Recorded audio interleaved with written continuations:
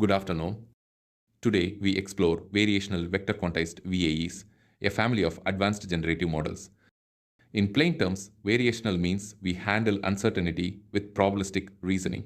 Vector quantized means we learn a finite set of building blocks codes that capture structure compactly rather than an endless range of numbers. VAEs, or variational autoencoders, are neural nets that compress data and reconstruct it. Together, these ideas enable machines to generate new, plausible data, images, sounds by organizing and sampling from learned codes. In this session, we'll connect the dots across these concepts, explain why researchers use them, and highlight what gives these models their realism and utility. Today, we'll start with architecture. An encoder reads the input, a vector quantizer picks a code from a fixed set, and a decoder rebuilds the output. You'll see how information flows from input to the discrete codes and back into a reconstruction. Next, the key features and components. What makes these models tick discrete latent space and how quantization keeps representation stable. Then, training strategies. How we teach the model, the loss terms, and a few tricks to keep training smooth. After that, the advantages. Why mixing variational ideas with vector quantization helps quality, efficiency, and controllability. Applications include image and audio generation, compression, and content editing or conditioning. We'll also compare with other models, discuss challenges and directions, and finish with practical tips and a recap. With VAs behind us, the next piece shows what happens when we mix in a discrete twist. Vector quantization turns the continuous latent into a compact set of fixed codes stored in a codebook. Each input is matched to the closest code, and the decoder rebuilds from that choice. The payoff is clearer representations, faster coding, and less ambiguity during learning. From there, we blend these ideas into VAE. The model still encodes, but now the latent space is a grid of reusable building blocks rather than a smooth continuum. This helps curb blurriness, reduces posterior collapse, and makes training more stable. Think of choosing Lego bricks whenever you reconstruct an image or signal.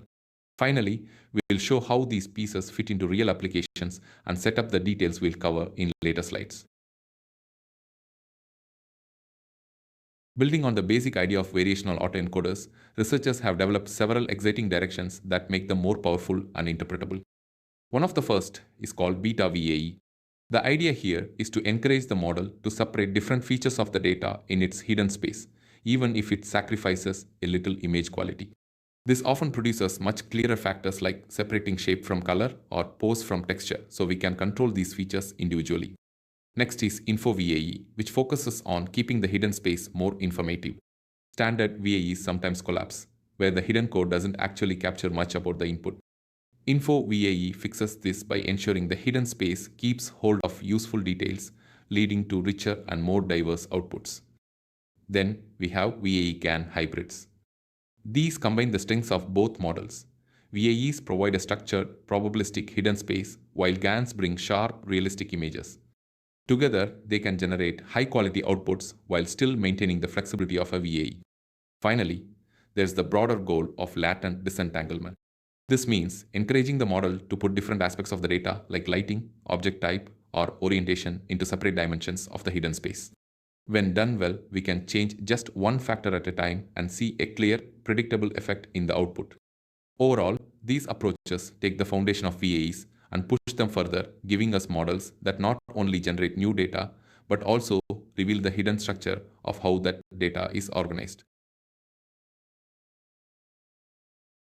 Building on the idea of a learned, discrete codebook, we can turn vector quantization into a lever for richer and more controllable latent representations.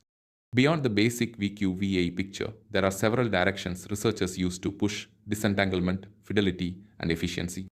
First, beta VAE adds a tunable emphasis on disentanglement. By increasing the weight on the KL term in the VAE objective, beta VAE encourages each latent dimension to capture more independent factors of variation and to use the latent space more sparsely. In a discrete, codebook-driven setting, this can translate into more distinct, interpretable codes that correspond to factors such as texture, shape, or pose. The trade-off, however, is reconstruction quality. Too large a beta can push the model toward ignoring detail and producing blur or artifacts.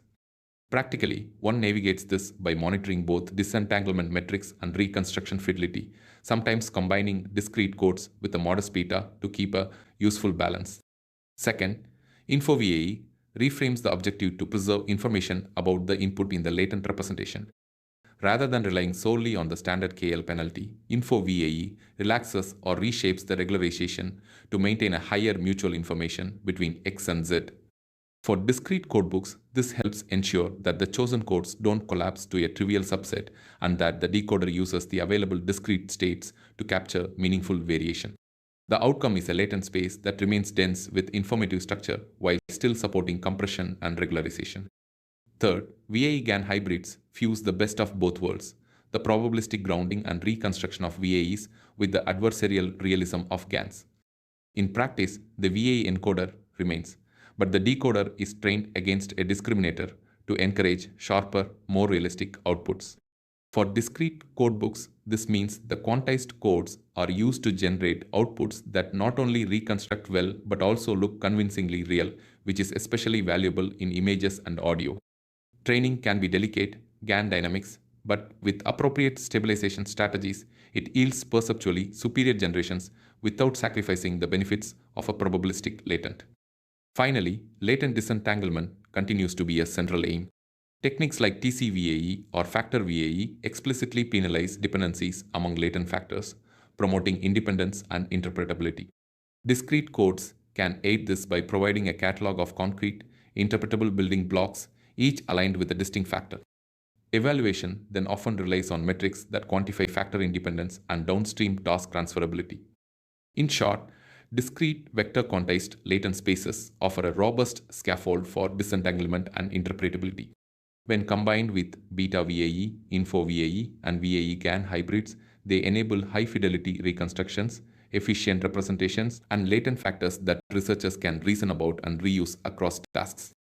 The guiding idea remains simple. Capture the world with a compact set of smart building blocks, then shape how those blocks combine to generate and understand data. Building on the idea of a VAE with a discrete bottleneck, there are several research directions that deepen and broaden its usefulness for researchers tackling generation, compression, and representation learning. Today, I'll connect the discrete VQ approach to three prominent threads: beta VAE, info VAE, and VAE GAN hybrids, and then reflect on what this means for latent disentanglement and practical applications. First, the beta VAE perspective. When we adjust the KL term with a higher beta, we push the model towards simpler, more factorized latent representations. A discrete codebook reinforces that tendency by constraining the latent capacity to a fixed set of symbols. The combination can yield more interpretable factors of variation because the decoder must explain variations with a finite vocabulary rather than subtle entangled changes in a continuous latent space. Practically, this means careful capacity control of the codebook and scheduled relaxation of commitment and code usage during training. The payoff is representations that align more cleanly with meaningful factors useful for downstream tasks like controllable generation or transfer learning without sacrificing the stability advantages of the VQ bottleneck. Second, InfoVAE offers a complementary objective. It explicitly encourages higher mutual information between latent codes and inputs while still regularizing the posterior. With a discrete latent, maximizing this information content can help prevent loss of signal across the codebook and reduce underutilization of codes.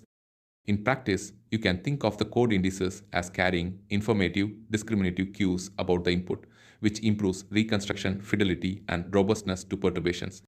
This is particularly valuable when the data exhibits rich structure that a purely reconstruction-driven objective might overlook. Third, VAE GAN hybrids illustrate how to push perceptual quality beyond what a standard VAE typically achieves. By pairing a VQ VAE with an adversarial discriminator, you maintain the stability and interpretability of discrete latents while steering reconstructions toward sharper, more realistic textures.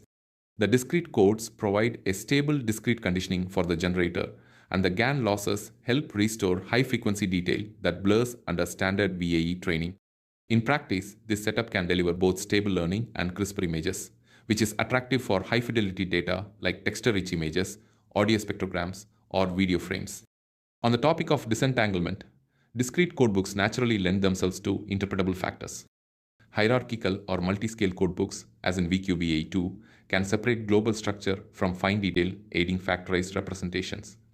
For compression, discrete codes enable efficient entropy coding with manageable byte rates. In short, integrating vector quantization with advances like beta VAE, info VAE, and VAE GAN hybrids not only improves stability and compression but also opens pathways to disentangled, high quality, and practically useful latent representations.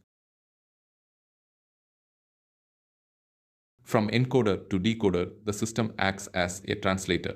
It digests a photo or audio, extracts patterns, and stores them as a compact, discrete vocabulary. In the next part, we'll see how the decoder uses fixed codebook entries to rebuild the signal step by step. With transposed convolutions that upsample and reintroduce details, we discuss the reconstruction strategy called high fidelity reconstruction, where hierarchical decoder layers handle large shapes first and fill in the finer features aided by residual connections that protect information. We'll also note why a fixed codebook matters. It speeds up generation, stabilizes training, and clarifies which patterns the model relies on. Finally, we'll preview how this discrete latent space makes comparisons across models and datasets more interpretable. Let me move from the translator view of the encoder to the discrete backbone that gives VQ-VAE its distinctive behavior. In this design, the encoder still produces a compact representation, but now we push that representation to a discrete set of primitives, a codebook of learned codes. Each code in the dictionary stands for a typical pattern the model has seen, a prototype for a texture, a shape, a short spectral motif, or a motion cue. The encoder then selects the closest code to its continuous embedding. That chosen code becomes the latent representation that the decoder will use to reconstruct the input. In short, continuous embeddings are mapped to a finite set of discrete codes through vector quantization. Why introduce a codebook at all? 3 incentives stand out. First, compression. Fewer codes than the original continuous space can store the essential patterns with less memory. Second, generation. Discrete codes are easy to mix and match, enabling controllable compositional generation by recombining codes. Third, interpretability. Each code points to an observable pattern. The model recognizes one code for a soft edge, another for a bright color, perhaps a particular timbre in audio. For speech, a code might correspond to a fleeting pause or a characteristic pitch contour. The reconstruction then passes from the discrete choice back through the decoder to the output. However, turning a discrete selection into a differentiable learning signal is non-trivial. The act of picking the nearest code is non-smooth, which complicates gradient-based updates. The literature addresses this with several strategies. The original VQ-VAE introduces a codebook loss and a commitment loss to keep the encoder honest about using the codes, plus a straight-through estimator or related tricks to propagate gradients through the discrete step. Alternatives use soft relaxations, Gumbel softmax, or concrete distributions, so the selection is differentiable during training and becomes hard at test time. Beyond the core VQ-VAE, researchers have explored extensions that enhance the usefulness of the latent space. Beta VAE increases the weight of the KL term to encourage disentanglement of latent factors, sometimes at the cost of reconstruction fidelity. Info VAE retools the objective to preserve information in the latent while shaping the learned distribution, aiming for better trade-offs between fidelity and representation. VAE GAN hybrids pair the VAE objective with the adversarial discriminator to boost perceptual realism in reconstructions while trying to preserve a meaningful latent structure. In practice, discrete and hierarchical latents can be stacked, as in multi-scale codebooks, to capture core structure and fine details. Vector quantization gives us a discrete, learnable vocabulary for signals, and that vocabulary opens several promising directions beyond the baseline VQ-VAE. I'd like to outline a few contemporary threads that researchers use to push this idea toward disentanglement, sharper reconstructions, and better information handling. First, beta VAE-inspired disentanglement. In standard VAEs, we temper the trade-off between reconstruction accuracy and latent regularization with a weight on the KL term. In a beta VAE, increasing this weight encourages the model to use fewer latent degrees of freedom, which often yields more interpretable disentangled factors of variation. When you bring this mindset to vector quantized latents, you are effectively pressure testing the codebook to allocate distinct entries to separate factors, pose, style, content, etc. Practically, this can manifest as sparser code usage and more stable factorization across inputs. The caveat is that too much emphasis on discreteness can degrade reconstruction quality, so practitioners typically tune the beta parameter while monitoring how codebook usage correlates with meaningful factors. Second, InfoVAE and information preserving objectives. InfoVAE reframes the objective to maximize mutual information between inputs and latent codes while reducing mismatch with the chosen prior. In a discrete codebook-based setting, this translates to designing priors and codebook usage that retain essential input information without over-regularizing. The payoff is a latent space that is both compact and informative, supporting more reliable reconstructions and better downstream tasks, such as clustering or conditional generation. Implementations often involve calibrated penalties that encourage the encoder outputs to use diverse informative codebook entries rather than collapsing to a small subset. Third, VAE GAN hybrids for sharper, more realistic outputs. The idea is to pair the VAE's probabilistic reconstruction with an adversarial discriminator that pushes generated samples toward the manifold of real data. In the VQ VAE family, this means the discrete codebook can drive the generator toward high fidelity, perceptually convincing reconstructions while still offering the benefits of a learnable discrete latent space. The challenge is balancing adversarial pressure with stable codebook updates and avoiding mode collapse in the discrete latent channel. Fourth, latent disentanglement and hierarchical codebooks. Researchers increasingly use multiple codebooks or hierarchical VQ/VAE structures to separate global structure from fine details. A top-level codebook might encode course content and layout, while lower levels capture texture or style. This arrangement aligns naturally with disentanglement goals. Each level or entry corresponds to more interpretable factors, and the discrete nature of the codes makes these factors easier to inspect and modify. In this slide, we turn to the reconstruction stage, how the decoder rebuilds an image or signal from quantized latent representations. The core idea is to use quantized latent vectors as precise guides for rebuilding, then to lift the representation back up to the original resolution in a controlled, stepwise fashion. First, the decoder passes these quantized vectors through transposed convolutions to upsample the data.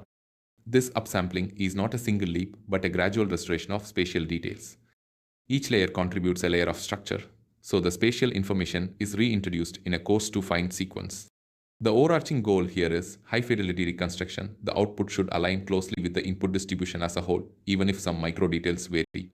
A notable feature on the slide is the sequence label 01, 03, 02.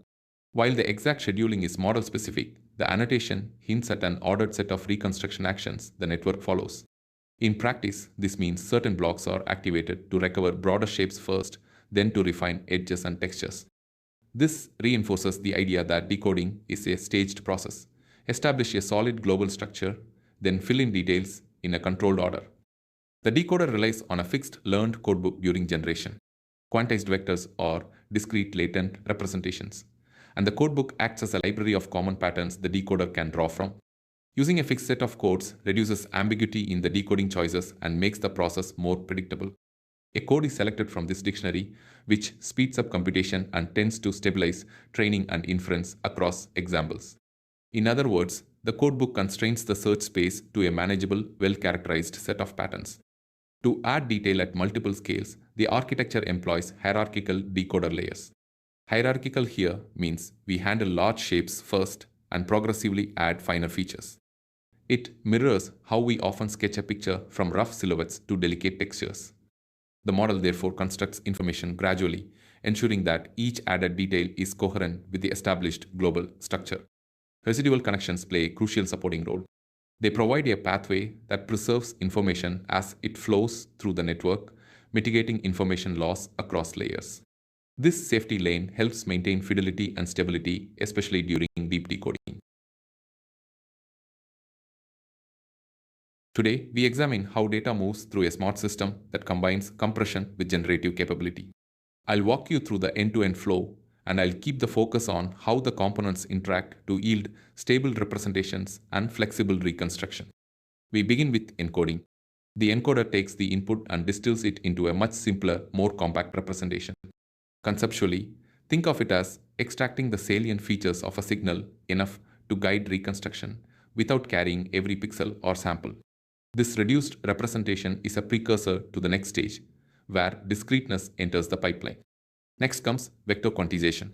Here, the continuous latent representation is matched to the nearest entry in a predefined set, the codebook. The codebook serves as a tiny dictionary of prototypical features or hints. Rather than preserving exact numbers, the system selects the closest code vector from this palette. This step introduces discreteness into the latent space. The encoder and the codebook together produce discrete latent codes, effectively labeling the input with a small set of symbolic options. The decoder then takes over. It uses those discrete codes as input to reconstruct the data. In this phase, the decoder acts like an artist who attempts to redraw the original scene from the supplied hints. The goal is faithful reconstruction, given the constraints of the discrete codes and the codebook's limited palette. All of these pieces are trained in an end-to-end flow. Data moves from input to output through encoding, quantization, and decoding, with the codebook shaping the path of information into stable, compact packets that support reconstruction. To connect the ideas more clearly, encode first, then quantize, then decode in sequence. The stability comes from the codebook providing a constrained, repeatable set of building blocks for reconstruction. A practical trick worth noting is straight-through estimation. It allows learning to proceed smoothly even though the latent choices are discrete. In plain terms, we learn by guessing, but we propagate gradients as if the choices were continuous, enabling joint optimization of all components. This flow yields two powerful abilities.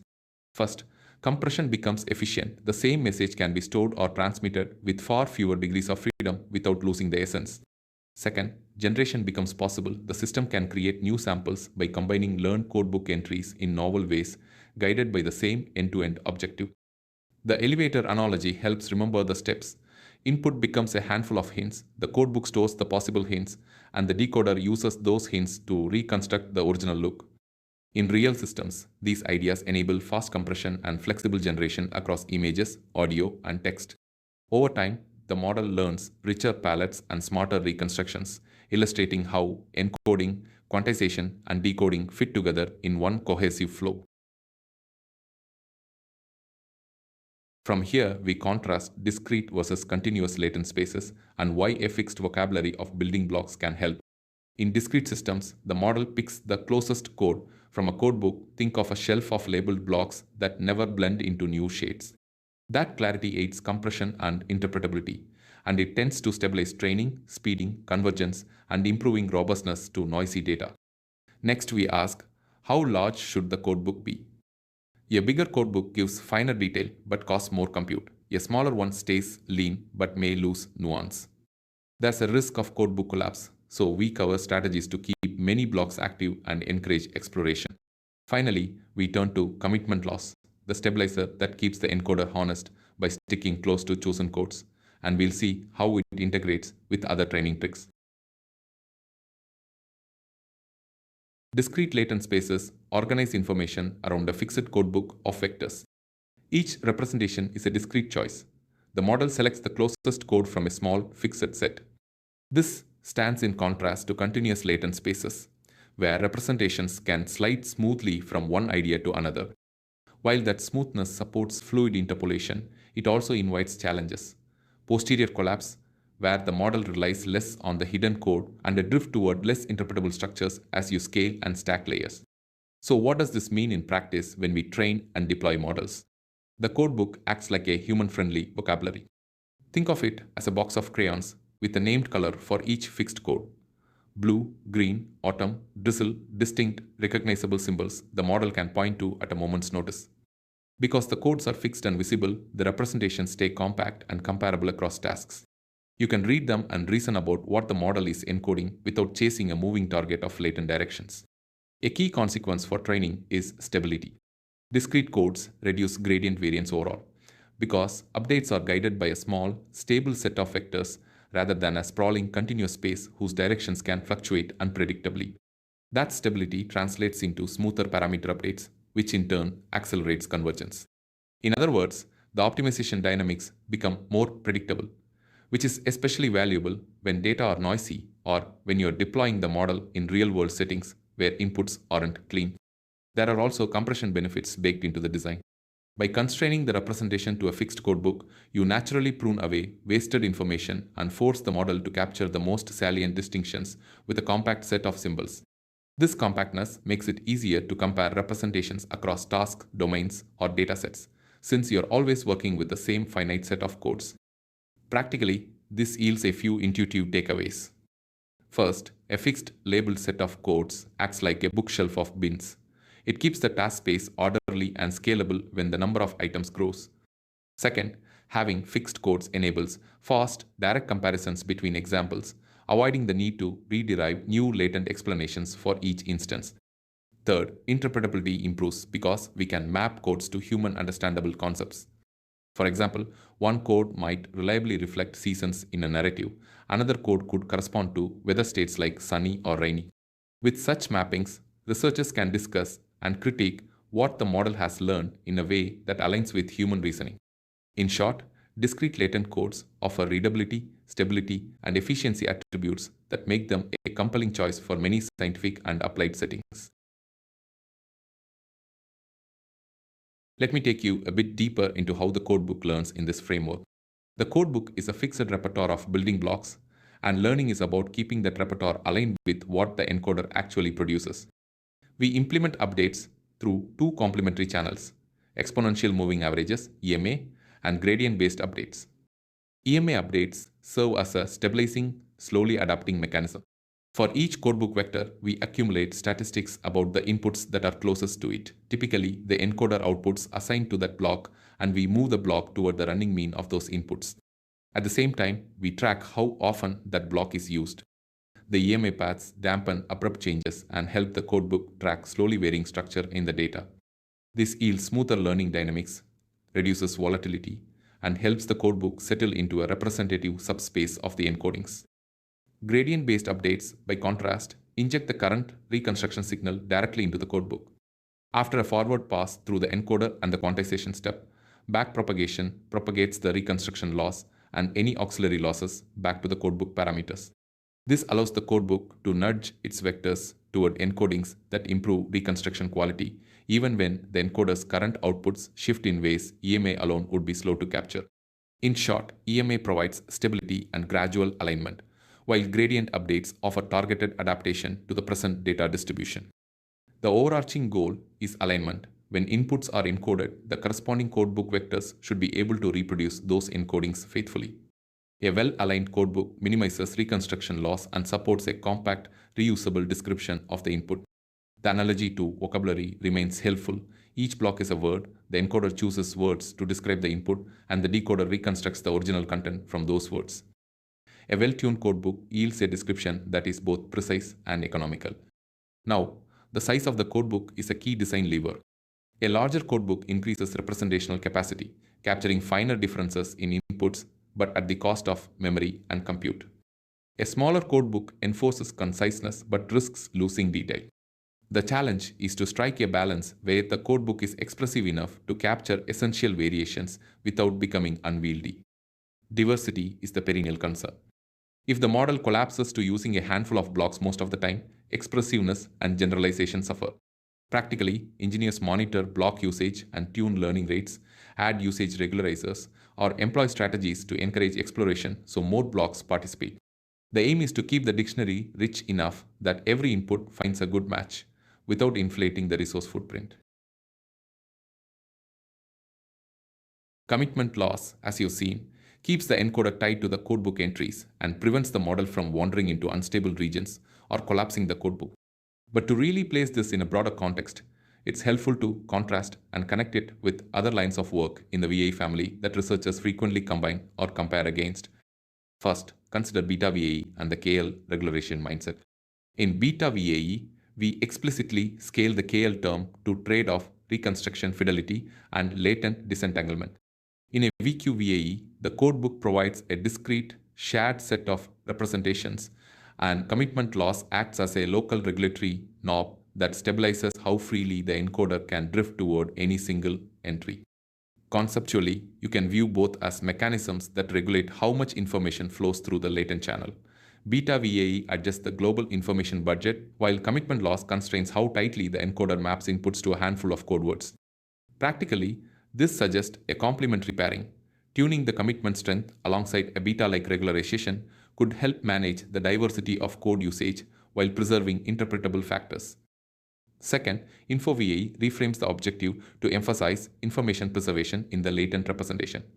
It prioritizes mutual information between latent codes and inputs, reducing the risk of degenerate or uninformative latents. In the discrete setting of VQ-VAE, commitment loss contributes to stability but does not automatically guarantee that the codes carry rich information about inputs. An InfoVAE style perspective would encourage additional mechanisms such as ensuring a more uniform usage of codebook entries or adding a term that pushes the latent distribution to be more informative so that the discrete codes remain genuinely descriptive rather than merely stable. The takeaway is that commitment loss and information-centric regularizers can be synergistic. Stability from the codebook constraint plus information-enhancing terms can yield both robust and meaningful representations. Third, VAE-GAN hybrids illustrate how perceptual quality and realism can be improved with adversarial objectives. A VQ VAE with commitment loss can benefit from a GAN-style discriminator or a perceptual loss to sharpen reconstructions, while the commitment term keeps the latent space well-behaved during the adversarial training. The key message: when you add GAN losses, the role of commitment loss as a stabilizer becomes even more valuable, preventing unstable code assignments from destabilizing the generator. Finally, latent disentanglement in discrete spaces often calls for encouraging diverse code usage and independence across entries. Techniques that promote entropic usage of code indices or penalize collapse to a few vectors align well with commitment loss. In short, commitment loss is a stabilizer. In modern practice, researchers combine it with disentanglement objectives, information maximizing principles, and, when appropriate, adversarial losses to obtain robust, high quality, and interpretable representations for real-world tasks. In this slide, we turn to reconstruction quality, the yardstick by which we judge how faithfully a decoder can rebuild the original data from its compressed representation. The core idea is straightforward. We compare the input that prompted the encoding with the reconstructed output, but we evaluate this comparison with metrics that capture different facets of accuracy and perceptual fidelity. We start with the common numerical measures: mean squared error, SSIM, and PSNR. Mean squared error is a pixel level objective difference. It's the sum of squared differences across channels. It's simple to compute and optimize, but it treats each pixel in isolation and may miss how humans perceive image structure. Structural similarity, SSIM, shifts the focus to local patterns, edges, textures, and contrast. It aligns more closely with what a viewer would notice as faithful structure even when exact pixel values diverge. Peak signal-to-noise ratio, PSNR, translates the pixel error into a logarithmic scale that conveys how clear the reconstruction feels relative to the original. Taken together, these three metrics illuminate distinct angles of reconstruction quality: numerical precision, structural integrity, and perceptual sharpness. They are complementary tools, not redundant, and they guide nuanced judgments about model performance. Turning to variational vector quantized autoencoders, the landscape shifts because information is stored in discrete codes. The reconstruction quality is not only about how well we replicate pixels, but also about how well the latent space constraints promote meaningful, reusable representations. The balance is delicate. If we chase pixel-perfect replication at all cost, the model may overfit to noise or idiosyncrasies of the training data. If we neglect the latent space, the codes can become fragile, degrading generalization and causing unstable reconstructions on new inputs. The practical art is to weight the reconstruction loss against the regularization imposed by the discrete latent codes, so the codebook entries function as robust building blocks rather than brittle memoranda. In practice, we monitor MSE, SSIM, and PSNR on held-out data and use what we learn to tune hyperparameters: the codebook size, the balance of loss terms, and training duration. Think of the discrete codes as a pantry of building blocks that, when well balanced, assemble clear, stable reconstructions across a wide range of images.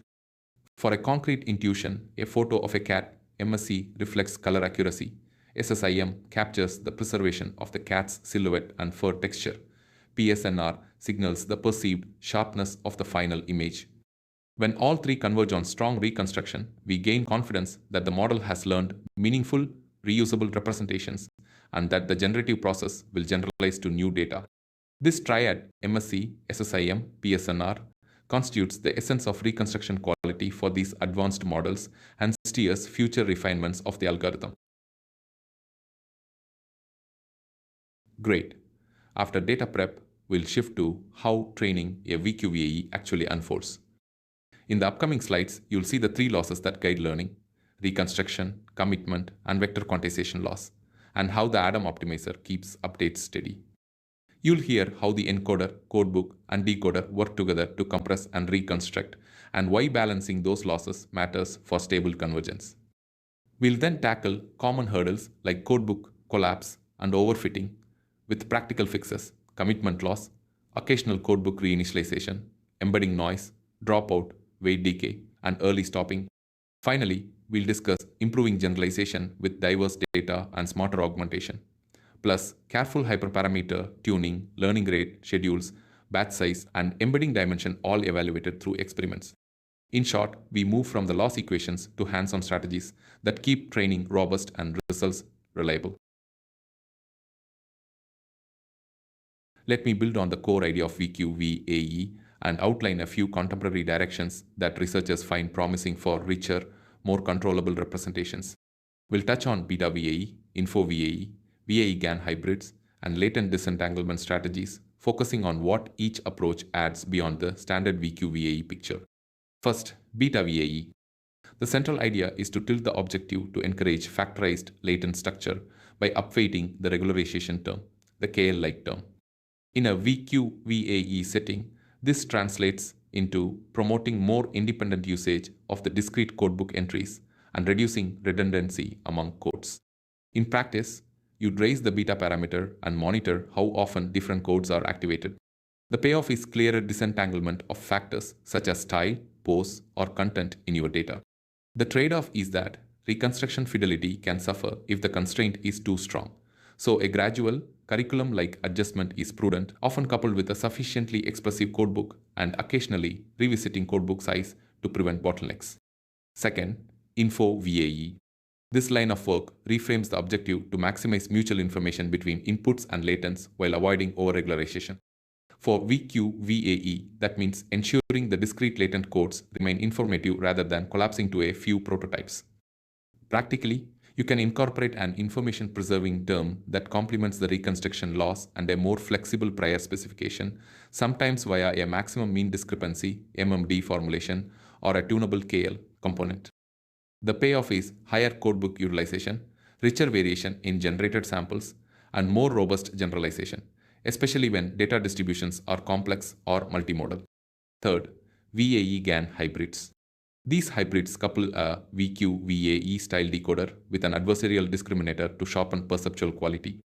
The discrete latent structure can actually benefit from adversarial feedback. The decoder learns to produce textures and fine-scale details that are visually compelling, while the codebook provides a meaningful compressible latent layer. The challenges are training stability and balancing losses.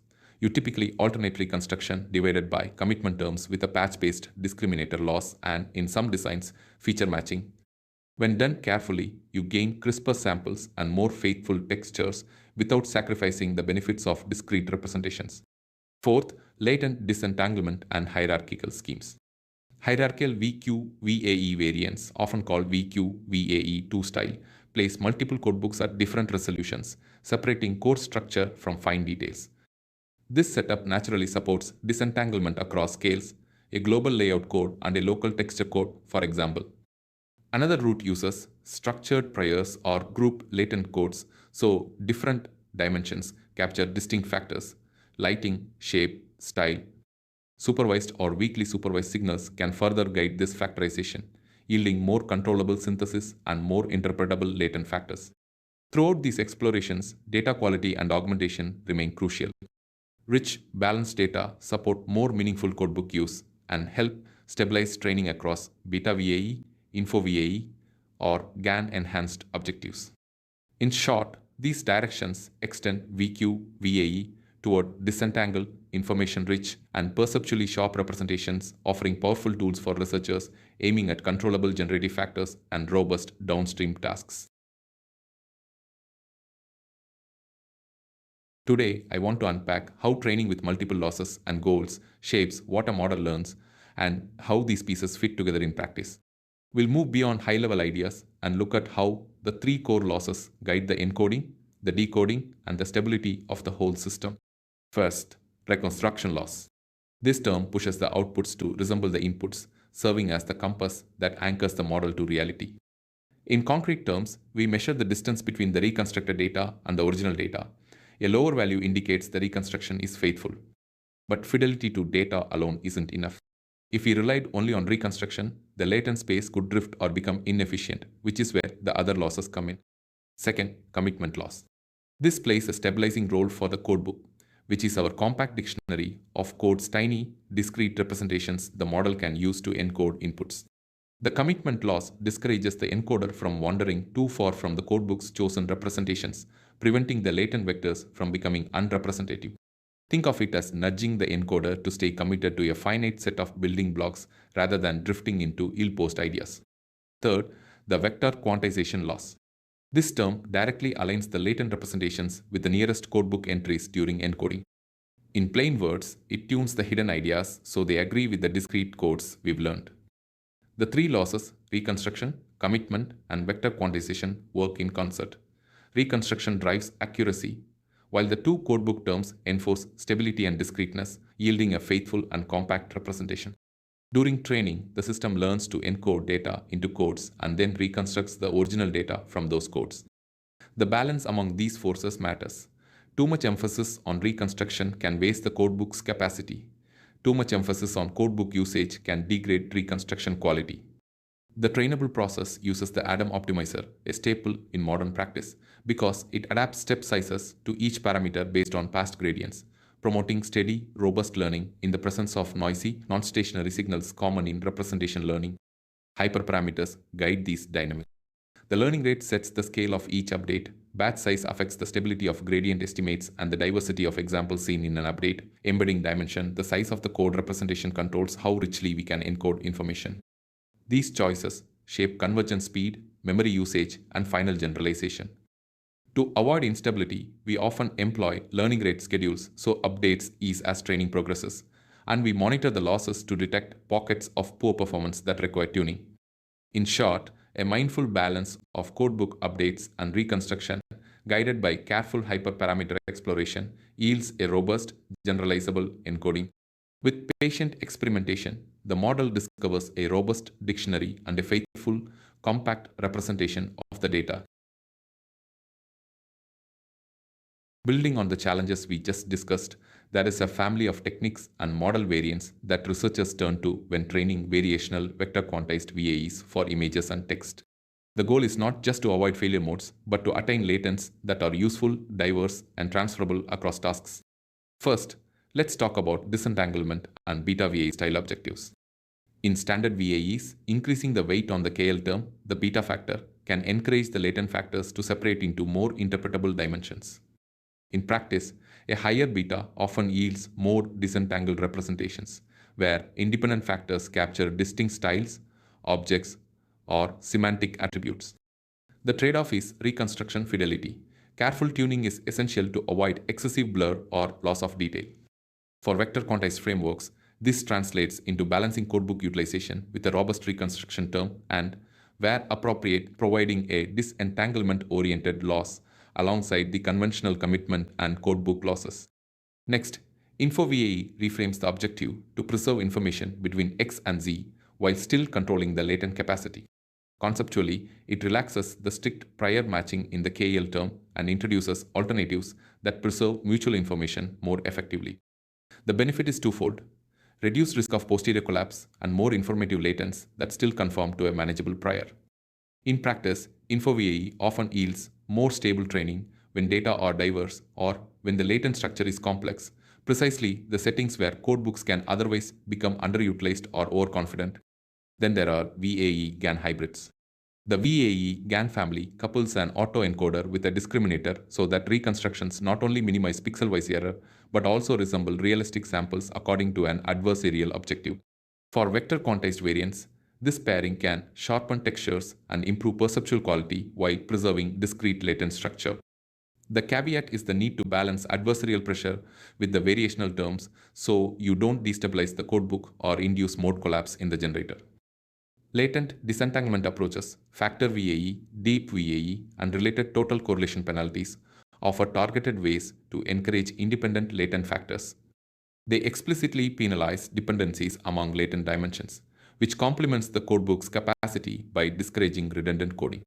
In practice, you can apply these penalties to the continuous latent before quantization or adapt them to operate on codebook indices with care, ensuring that the discrete structure remains learnable.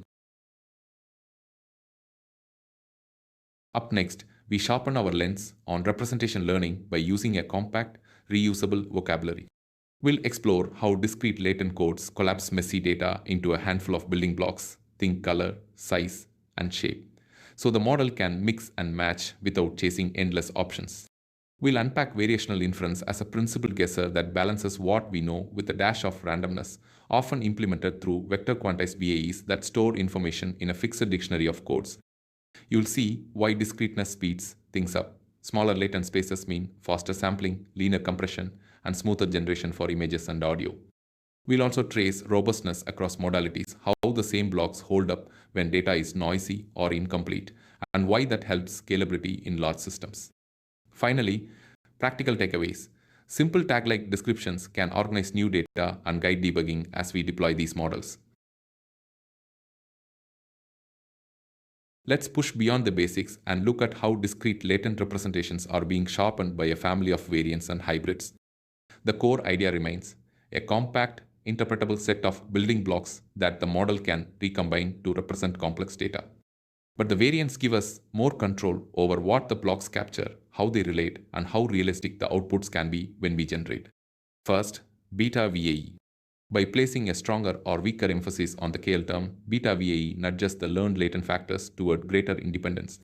In practice, increasing beta can lead to cleaner, more disentangled factors. Think separate blocks for color, shape, and pose at the cost of some reconstruction fidelity. This trade-off is crucial in research. When you want interpretable factors for downstream tasks or scientific insight, a higher beta can be advantageous. When fine-grained reconstruction is paramount, you dial beta down. The lesson is not a universal rule, but a spectrum along which you balance disentanglement and realism. Second, info VAE.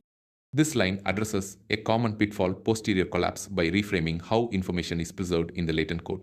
Instead of a single KL penalty, info VAE uses divergences and a mutual information-driven objective to keep the latent representation informative about the input while still regularizing it. The payoff is representations that stay faithful to the data distribution and remain usable for downstream tasks without sacrificing the interpretability benefits of a structured latent space. Third, VAE GAN hybrids.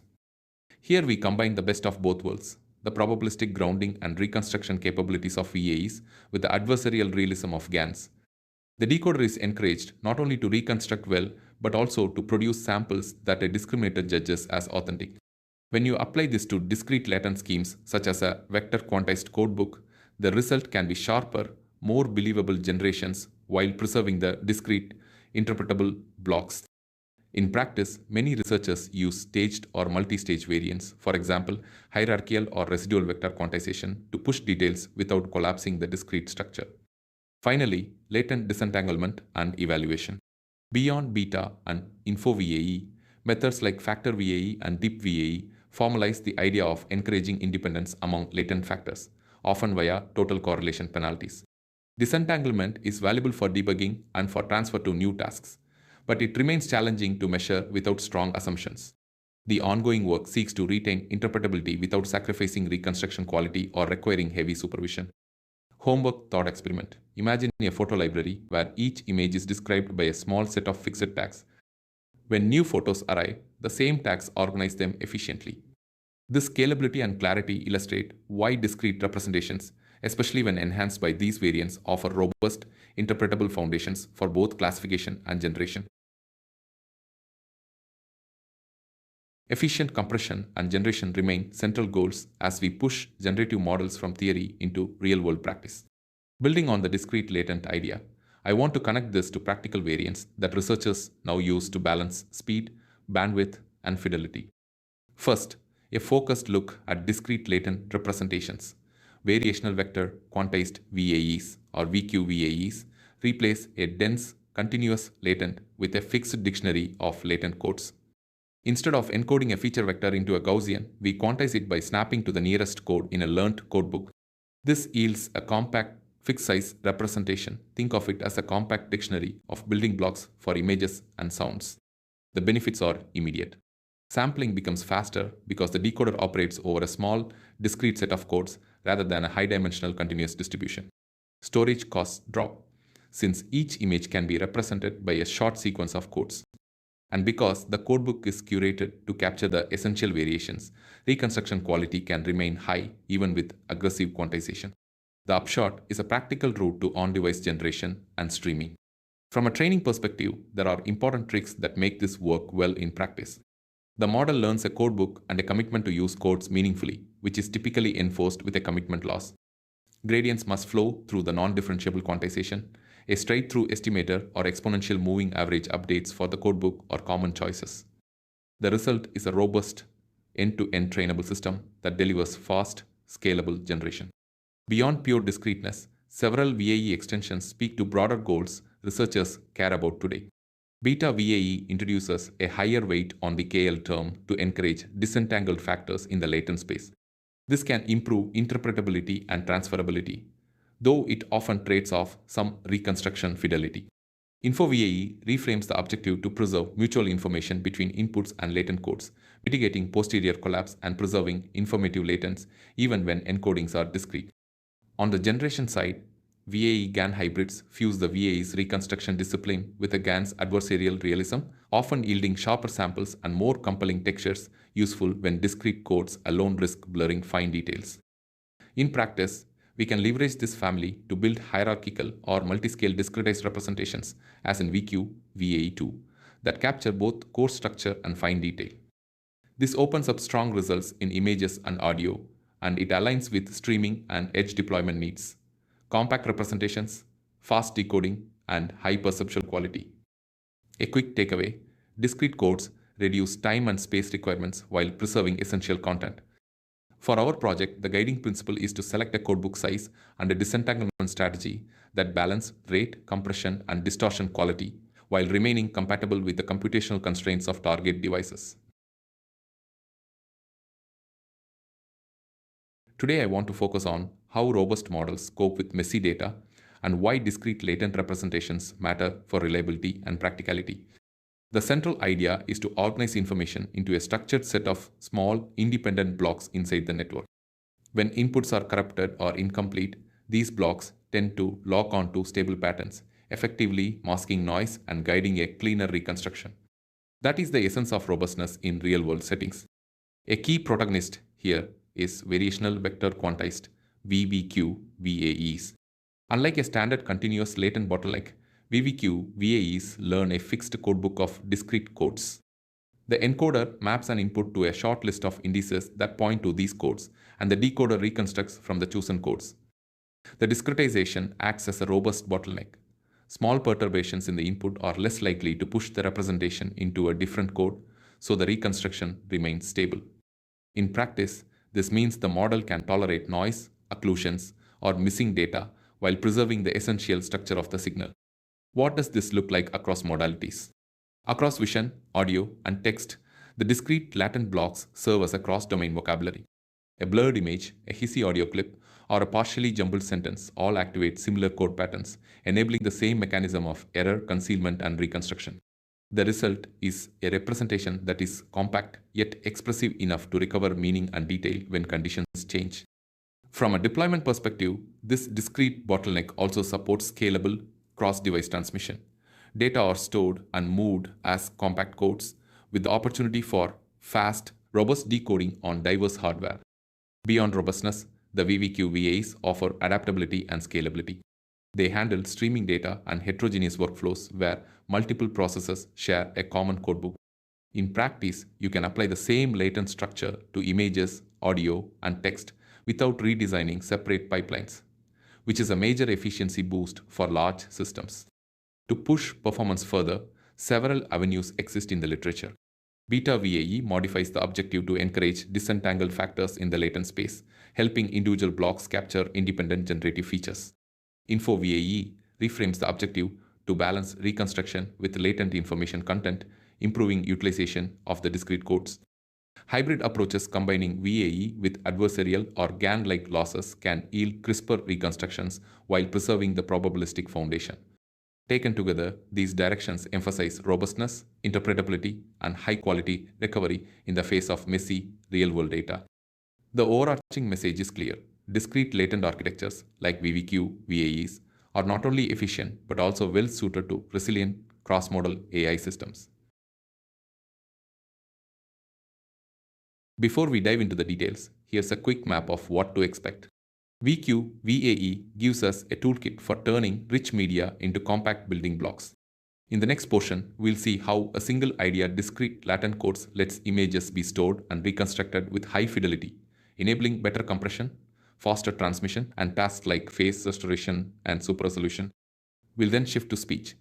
Discretized features streamline encoding, improve voice synthesis and conversion, and cut bitrate while preserving natural tone. Finally, we land in language modeling, fixed token sets that support coherent generation, clearer semantics, and stronger performance on translation and summarization. Across all three domains, the thread is that compact codes guide both generation and compression, making models more efficient without sacrificing quality. Let's start by grounding the vision part and then move to audio and language. Let me take VQVAE a step further by placing it in the broader landscape of contemporary latent variable research and hybrids. In practice, researchers often push discrete latent representations beyond their original use for compression to unlock richer priors and more controllable generation. Three threads that are especially productive are beta VAE divided by info VAE style disentanglement ideas, hierarchical and GAN-based hybrids like VQVAE2 and VQGAN, and explicit efforts to promote latent factor disentanglement within the discrete space. First, how do beta VAE and info VAE ideas translate here? In standard VQ VAE, the objective blends reconstruction accuracy with a codebook commitment term, and the quantization step itself is non-differentiable, handled via a straight-through estimator. The beta VAE family introduces a stronger pressure on the latent to be informative about the data while limiting redundancy, effectively trading some reconstruction fidelity for more factorized, interpretable representations. In a VQ VAE setting, you can mirror this trade-off by adjusting the codebook capacity, the entropy of the latent usage, or adding an explicit mutual information or entropy term to the objective. Info VAE offers a more principled way to preserve useful information in the latent while avoiding pathological posterior collapse. Practically, these ideas suggest shaping the discrete code usage, e.g., encouraging balanced use of codebook entries or injecting mutual information constraints between inputs and their discrete codes to achieve disentanglement without sacrificing the fidelity of reconstruction. Second, consider VQ VAE2 and VQ GAN hybrids. VQVAE2 introduces a hierarchy of discrete latent spaces, a coarse global code at a higher level and a finer local code at a lower level. This hierarchical structure captures broad layout and semantics first, then details leading to sharper, more coherent reconstructions and generations. When you pair a VQVAE with an adversarial discriminator, as in VQGAN, the decoder is trained not only to reconstruct pixel-wise content, but also to satisfy perceptual and texture realism criteria encoded by the GAN. The result is high-fidelity synthesis with the stability benefits of the discrete latent space, often using a patch-based discriminator and perceptual losses that align with human judgments of image quality. This combination is particularly effective for complex natural images and for tasks requiring consistent global structure plus rich textures. Third, latent disentanglement in discrete spaces is actively explored.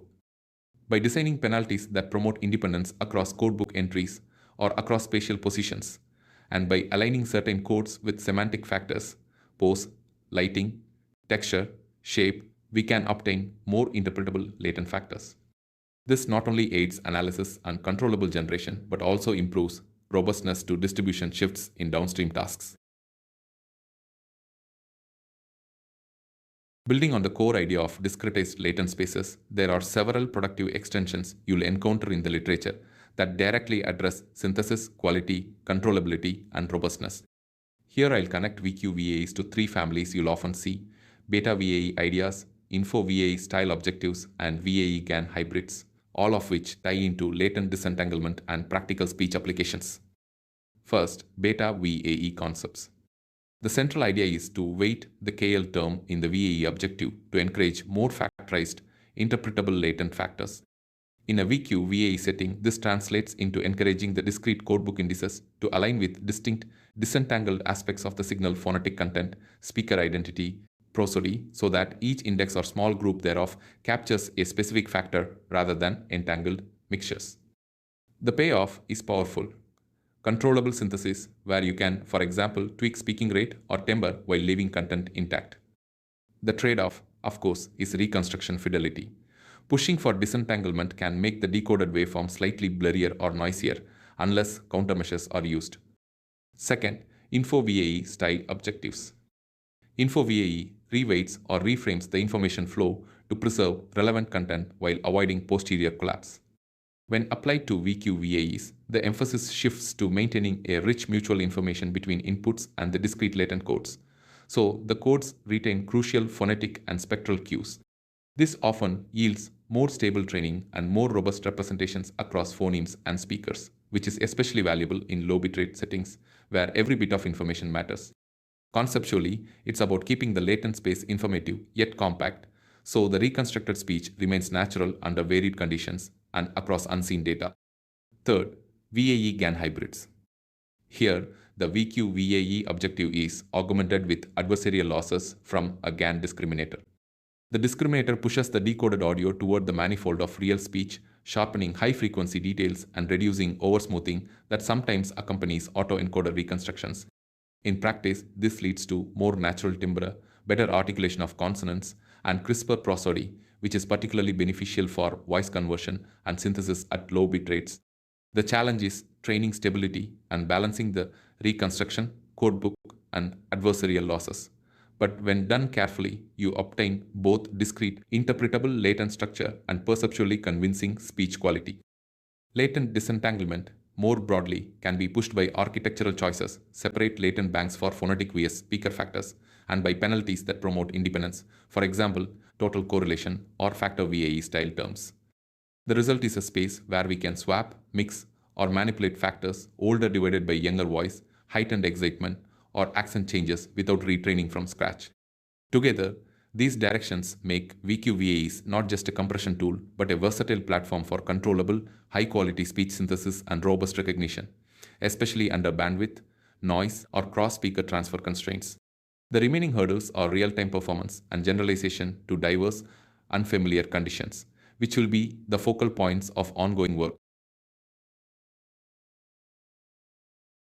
Having established the discrete latent backbone of VQ VAE, researchers have pushed the framework toward greater disentanglement, fidelity, and controllability. I'll sketch a few of the most influential directions and why they matter for language modeling and generation. First, beta VAE and disentanglement in a discrete setting. In the classic beta VAE, we increase the weight on the KL term to encourage the latent representation to use fewer and more independent factors. When we apply this idea to a discrete VQ VAE, we're effectively guiding the encoder to utilize codebook indices with less redundancy and more interpretable structure. This can translate to a clean separation of linguistic factors such as topic, syntax, or discourse stance within the same sentence. Practically, one can modulate the regularization on the posterior over code indices, encouraging joint sparsity across positions, or encouraging certain codebook segments to capture distinct facets of meaning. The payoff is more controllable generation and easier mapping between latent codes and downstream controls, such as topic, steering, or formality. Second, Info VAE and information-efficient latent representations. Info VAE techniques seek to preserve useful information in the latent variable while avoiding wasteful or degenerate encodings.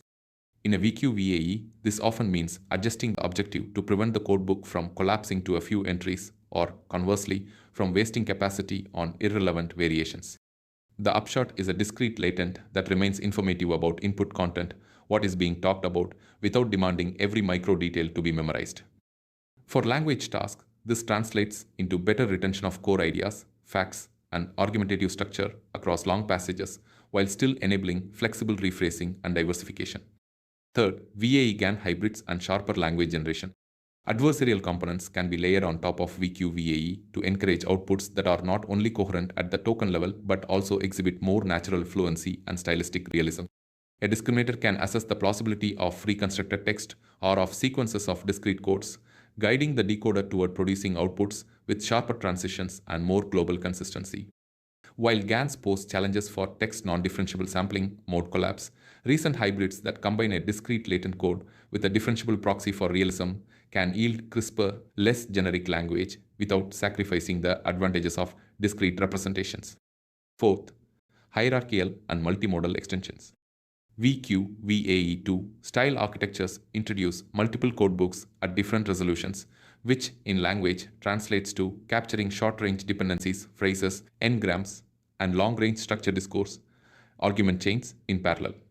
This hierarchy can be complemented by a powerful autoregressive prior over the code sequence, such as a transformer enabling globally coherent generation from a compact, discrete, latent alphabet. Lastly, latent disentanglement and controllable generation. By structuring and regularizing the latent space, we can aim to separate content from style, genre, or speaker's characteristics, enabling targeted manipulation of tone, register, or authorial voice while preserving factual content. Today, we explore how VQVAE techniques unlock new application areas across domains. Building on a shared, discrete latent space, these methods compress complex data into meaningful codes that are easier to reason with while preserving the clinically or operationally important structure. I'll connect three threads: healthcare data representation, robotics, and cross-modality learning, and then show how contemporary refinements, beta VAE, info VAE, VAE GAN hybrids, and latent disentanglement enhance these capabilities. In healthcare data representation, VQVAE can distill vast electronic health records, imaging, and biosignals into a compact set of meaningful patterns. Think of each code as a clinically interpretable clue. This compact library makes it faster to spot trends without wading through every measurement, and it sharpens anomaly detection by highlighting unusual combinations of measurements that deviate from learned norms. Beyond detection, the approach supports personalized treatment by aligning patient-specific features with outcomes observed in prior cases. A patient record becomes a map from a new case to a set of past patterns, enabling quicker, more informed decisions. Looking ahead, disentanglement techniques help here. Beta VAE encourages codes to reflect stable, interpretable clinical factors such as a trajectory of vitals or a specific lab pattern while ignoring nuisance variation. Info VAE keeps richer information in the latent so that subtle but important signals aren't collapsed away in the coding bottleneck. And a VQ-VAE-GAN hybrid can improve the realism and usefulness of synthetic patient data for privacy-preserving research or training. In robotics, a compact, discrete latent space makes state representation more robust in cluttered or dynamic environments. A robot arm, for example, can recognize objects and plan grasps using a succinct dictionary of object appearance and pose cues. A mobile robot can navigate corridors by matching sensory streams, visuals, LiDAR, or acoustics to discrete codes that summarize the scene. Because the policy operates on a compact language, real-time decisions improve, and complex tasks like precise manipulation or safe navigation become more reliable in practice. Here, beta VA-like ideas can help ensure the latent factors separate intent from transient noise, while info VA keeps the mapping between sensors and codes information rich, reducing brittle behavior across tasks and environments. Cross-modality learning ties together audio, text, and images through a shared discrete space. A spoken description can generate a matching image. Shown pictures can be described in words. In education and media, this enables seamless blending of voices, visuals, and text. The discrete space acts as a robust translator across senses, enabling consistent cross-modal generation and retrieval. As researchers, you can prototype small projects. A health monitor that flags unusual patterns, a tabletop robot that sorts blocks using a compact state code, or a cross-modal demo that links speech to images. The common thread is a shared discrete latent space that preserves meaningful structure while supporting fast, transferable learning.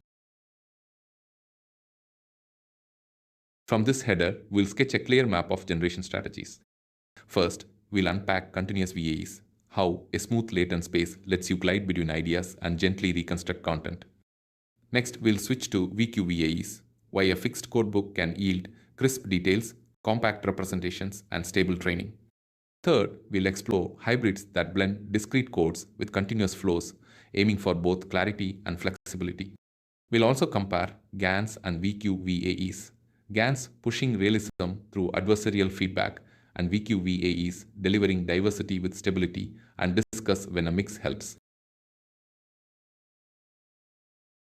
Let's expand our view beyond the basic VAE and the discrete versus continuous contrast. In practice, researchers often trade off latent structure, fidelity, and training dynamics to suit the task. Three productive directions you'll encounter are modifying the objective to encourage disentanglement, strengthening realism with adversarial cues, and pushing discrete latent representations even further with hierarchical or enhanced codebooks. First, beta VAE and latent disentanglement. The core idea is to tilt the objective so that the latent factors become more independent. By increasing the weight on the KL term, the beta parameter, you incentivize the model to factorize the latent space into separate interpretable dimensions. The payoff is controllable disentangled representations. One latent dimension might capture, pose, another lighting, another texture, and so on. The cost is sometimes slower learning and potential posterior collapse if beta is too aggressive. Practitioners mitigate this with KL annealing, alternative priors, or auxiliary losses. Disentangled representations enable robust transfer and controllable generation. You can systematically vary one factor while keeping others fixed. Evaluation now increasingly uses metrics like MIG, mutual information gap, or DCI to quantify how well factors align with underlying generative factors. Next, Info VAE. This family of objectives explicitly regularizes information flow to avoid losing meaningful structure in Z. In effect, Info VAE redraws the balance between reconstruction and regularization to preserve information about the data while maintaining a sensible latent prior. The practical upshot is more informative latents, better reconstructions, and reduced likelihood of posterior collapse, especially on complex datasets where the standard KL term can be too punitive. In short, Info VAE aims for a more faithful and usable latent representation without sacrificing stability. Then, VAE GAN hybrids. Here, the decoder's output is not judged only by a pixel-wise or variational loss, but also by an adversarial discriminator. The GAN component pushes reconstructions toward the manifold of real images, producing sharper textures and crisper edges. You gain greater realism and perceptual quality, which is especially valuable for high-fidelity image synthesis and detailed textures. The caveat is training complexity and potential instability. Careful balancing of the VAE reconstruction loss, the adversarial loss, and any regularizers is essential. Finally, on VQVAEs and their extensions. Discrete codebooks can be extended with hierarchical structures, larger or multi-scale codebooks, or learned priors that guide sampling. They excel at preserving sharp edges and complex textures while maintaining compact representations. When combined with strong priors or autoregressive decoders, you can model long-range dependencies in data, improving both compression and sample quality by leveraging discrete building blocks. Bottom line, choose beta VAE or info VAE when disentanglement and controllable variation matter. Choose VAE GAN when perceptual fidelity is paramount. Use VQ VAE for crisp, discrete representations and efficient encoding. As a practical exercise, compare two small art projects generated with each approach to observe how continuous versus discrete latent spaces shape edges, textures, and subtle transitions. Building on the quick comparison between GANs and VQVAEs, a family of variants and hybrids refines these ideas to address specific strengths and weaknesses. Let me highlight a few influential directions you'll see in current research: beta VAE, info VAE, and VAE GAN hybrids, along with the broader theme of latent disentanglement. Beta VAE is a targeted adjustment of the variational objective. By introducing a beta parameter that weights the KL term, you push the model toward disentangled latent factors.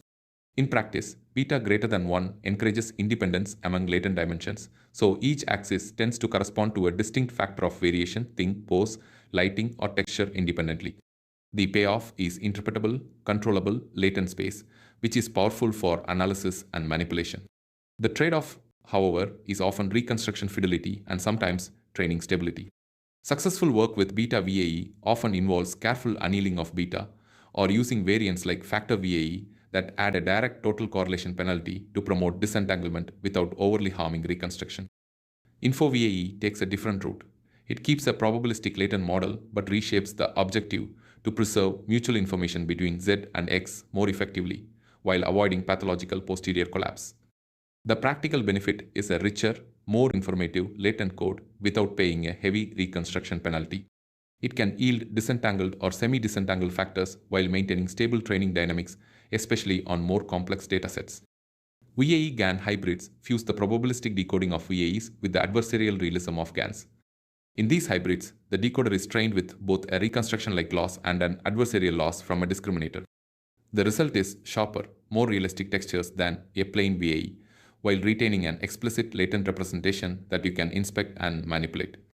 The caveat is that balancing the two objectives can be delicate, potentially reintroducing training instability or mode sensitivity if not managed with regularization, architectural choices, or normalization strategies. Latent disentanglement has become a broader research lens. It seeks representations where independent factors of variation are captured by separate latent axes. Beyond beta VAE, metrics like MIC, mutual information gap, and related disentanglement scores guide evaluation. Inductive biases, semantics, aware priors, structured codebooks, or supervised signals often help achieve robust disentanglement in practice. In application terms, these threads map to practical decisions. For photosynthesis, with control over interpretable factors, beta VAE or info VAE offers a clear route. When the priority is perceptual sharpness and realism, a VAE-GAN hybrid or a carefully tuned adversarial refinement may be preferable. And when you need a stable, diverse, and easily interpretable latent space, a disentanglement-focused approach can unlock systematic manipulation and analysis. The overarching message: there isn't a single best path. Selecting, and if needed, combining these tools lets you balance variety, stability, and high quality according to your research goals. Vector quantization offers us a practical path to latent representations that are not only compact but also stable and interpretable. In a VQ-VAE, the encoder maps data to a continuous latent, but then we map that latent to the nearest entry in a small, learned codebook. This creates a discrete latent space without forcing a crude, handcrafted categorical prior. The result is a bottleneck that prevents the model from drifting into uninformative solutions and, crucially, makes the latent space easier to interpret as a finite set of building blocks. From a training perspective, the discrete codes act like a stable dictionary. Each codebook entry or code can be thought of as a particular pattern or feature prototype. If you shuffle or reorganize the codebook with care, you can improve stability and reuse across data points. The architecture also sidesteps a common pitfall in VAEs known as posterior collapse, where the decoder ignores the latent variables. By forcing the encoder outputs to be quantized before decoding, we keep a meaningful dependence on the latent code, promoting robust, informative representations. Compared to other discrete modeling approaches, VQ-VAE tends to be more trainable and expressive. Hard discrete models can suffer from posterior collapse or limited capacity, making it hard to describe complex data. With vector quantization, the model learns a compact but expressive discrete codebook that supports faster decoding and clearer categorization of features. Hybrid models bring the best of both discrete and continuous worlds. A common approach is to pair the discrete codebook with continuous latents, balancing a simple, robust, coarse representation with rich, subtle variation. Autoregressive components, such as an auxiliary pixel CNN or flow-based components, can be added on top to model the conditional distribution given the discrete codes. The discrete part provides structure and sharp categorization, while the continuous part captures fine-grained changes, textures, and style. The net effect is sharper generation and better handling of tricky data, especially in high-dimensional domains like images. Of course, hybrids introduce training complexity, larger models, more components to balance, and more data to learn stable codebooks. Practical guidance is to start simple for straightforward tasks and escalate to hybrids when you hit limitations in fidelity or diversity. In parallel, researchers have explored expanding the objective space beta VAE for disentanglement pressure, info VAE to preserve mutual information and mitigate collapse, and VAE-GAN hybrids to leverage adversarial feedback for perceptual quality.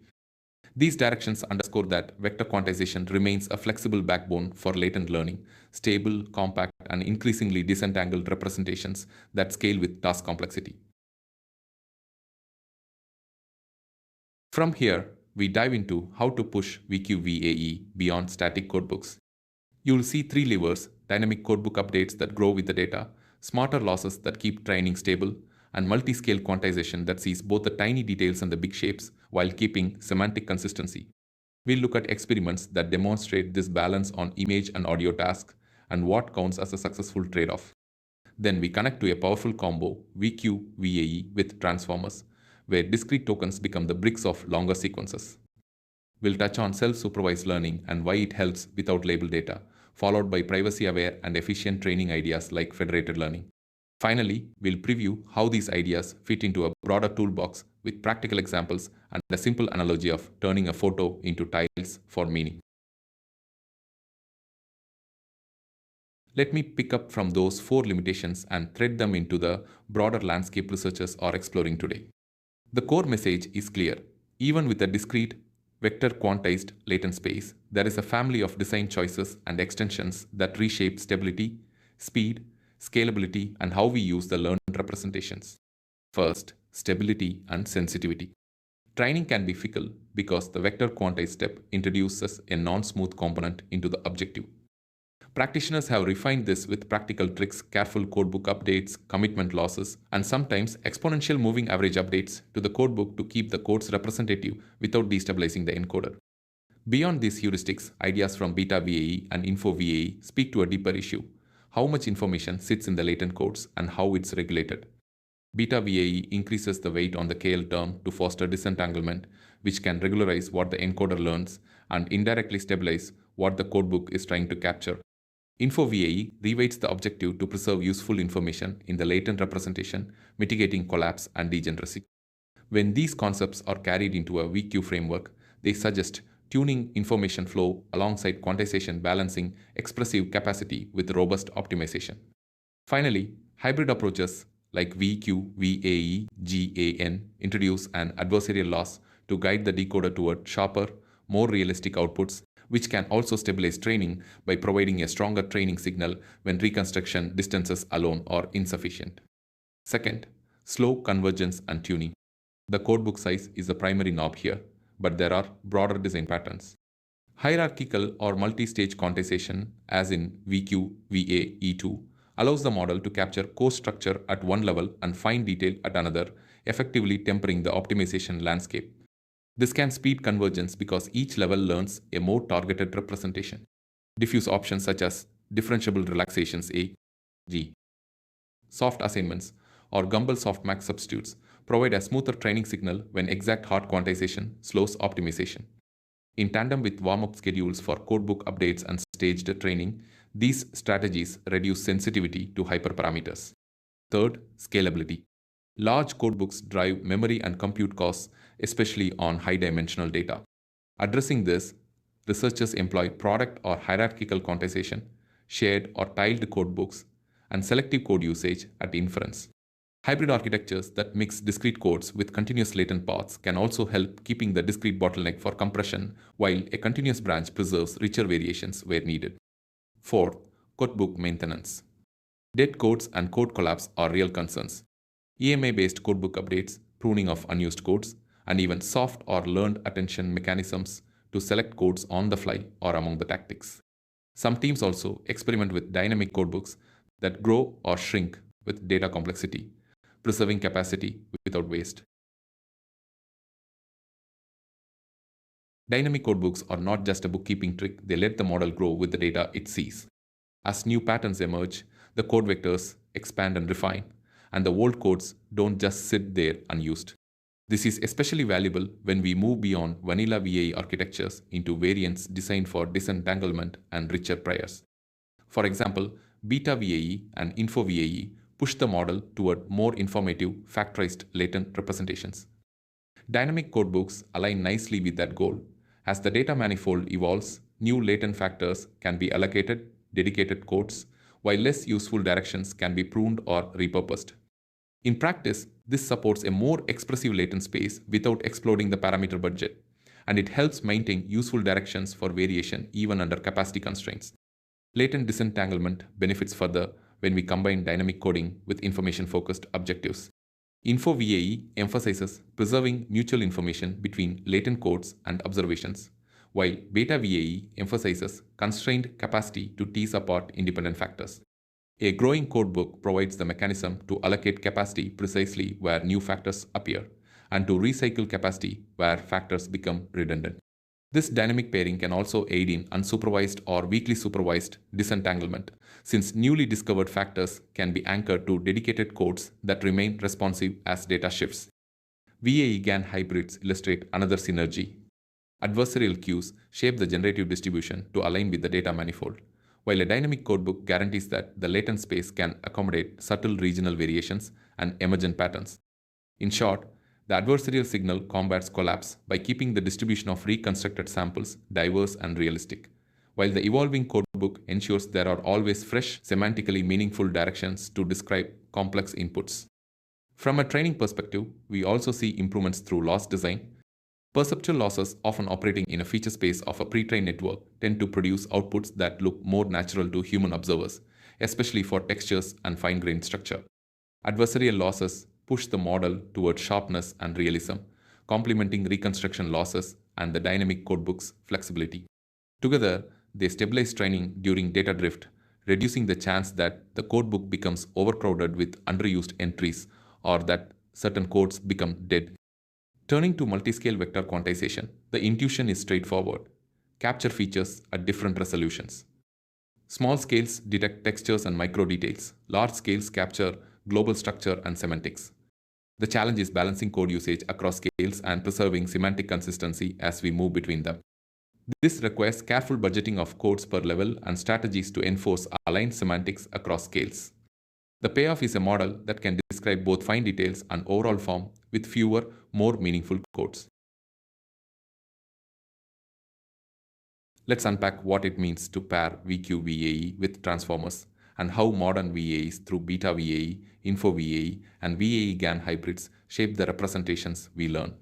We already know that VQ-VAE imposes a discrete bottleneck, turning rich signals into a sequence of tokens, and that transformers excel at modeling long-range dependencies across those tokens.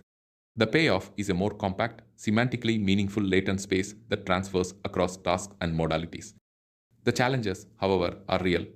Optimization becomes a delicate balance between reconstruction quality, codebook learning, and stable training dynamics, and we still want to preserve interpretability so researchers can trace what the model attends to and why.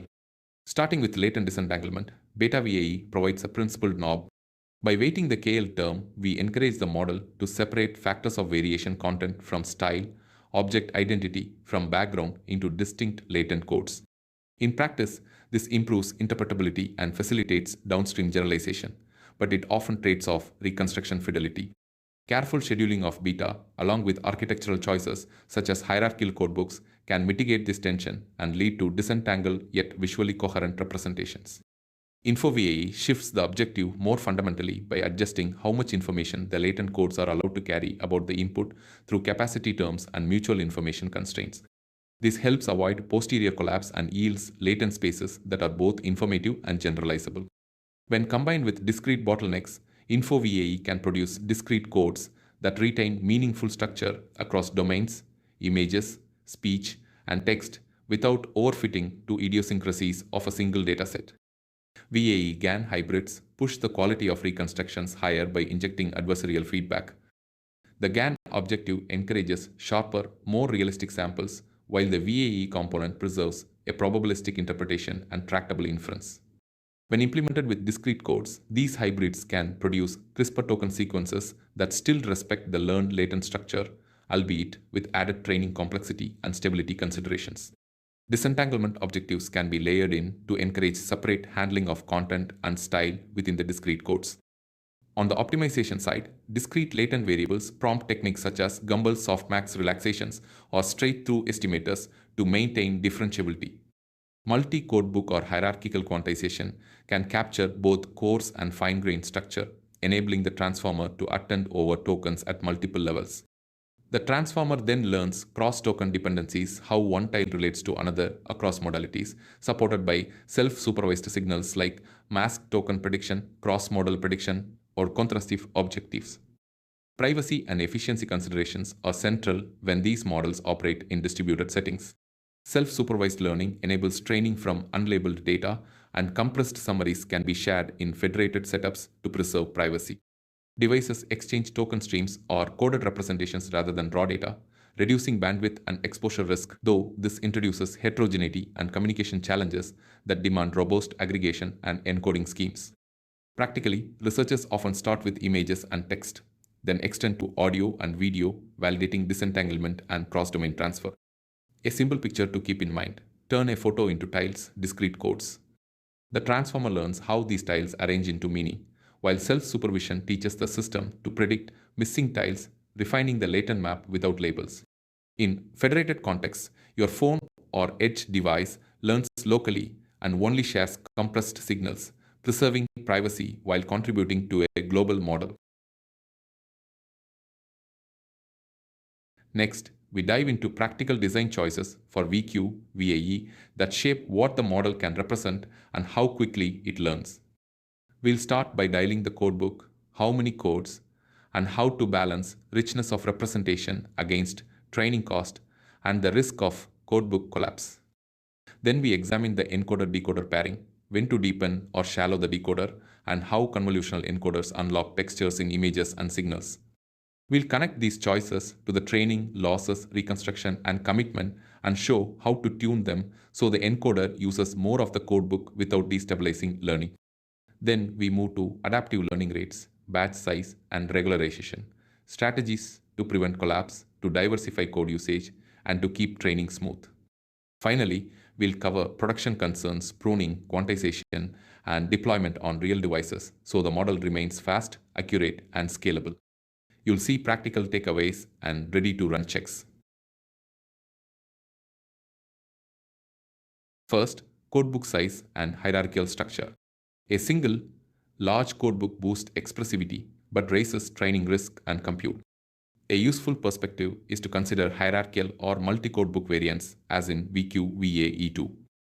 A top-level codebook captures broad factors, AOT, global texture, while a bottom-level codebook refines local detail.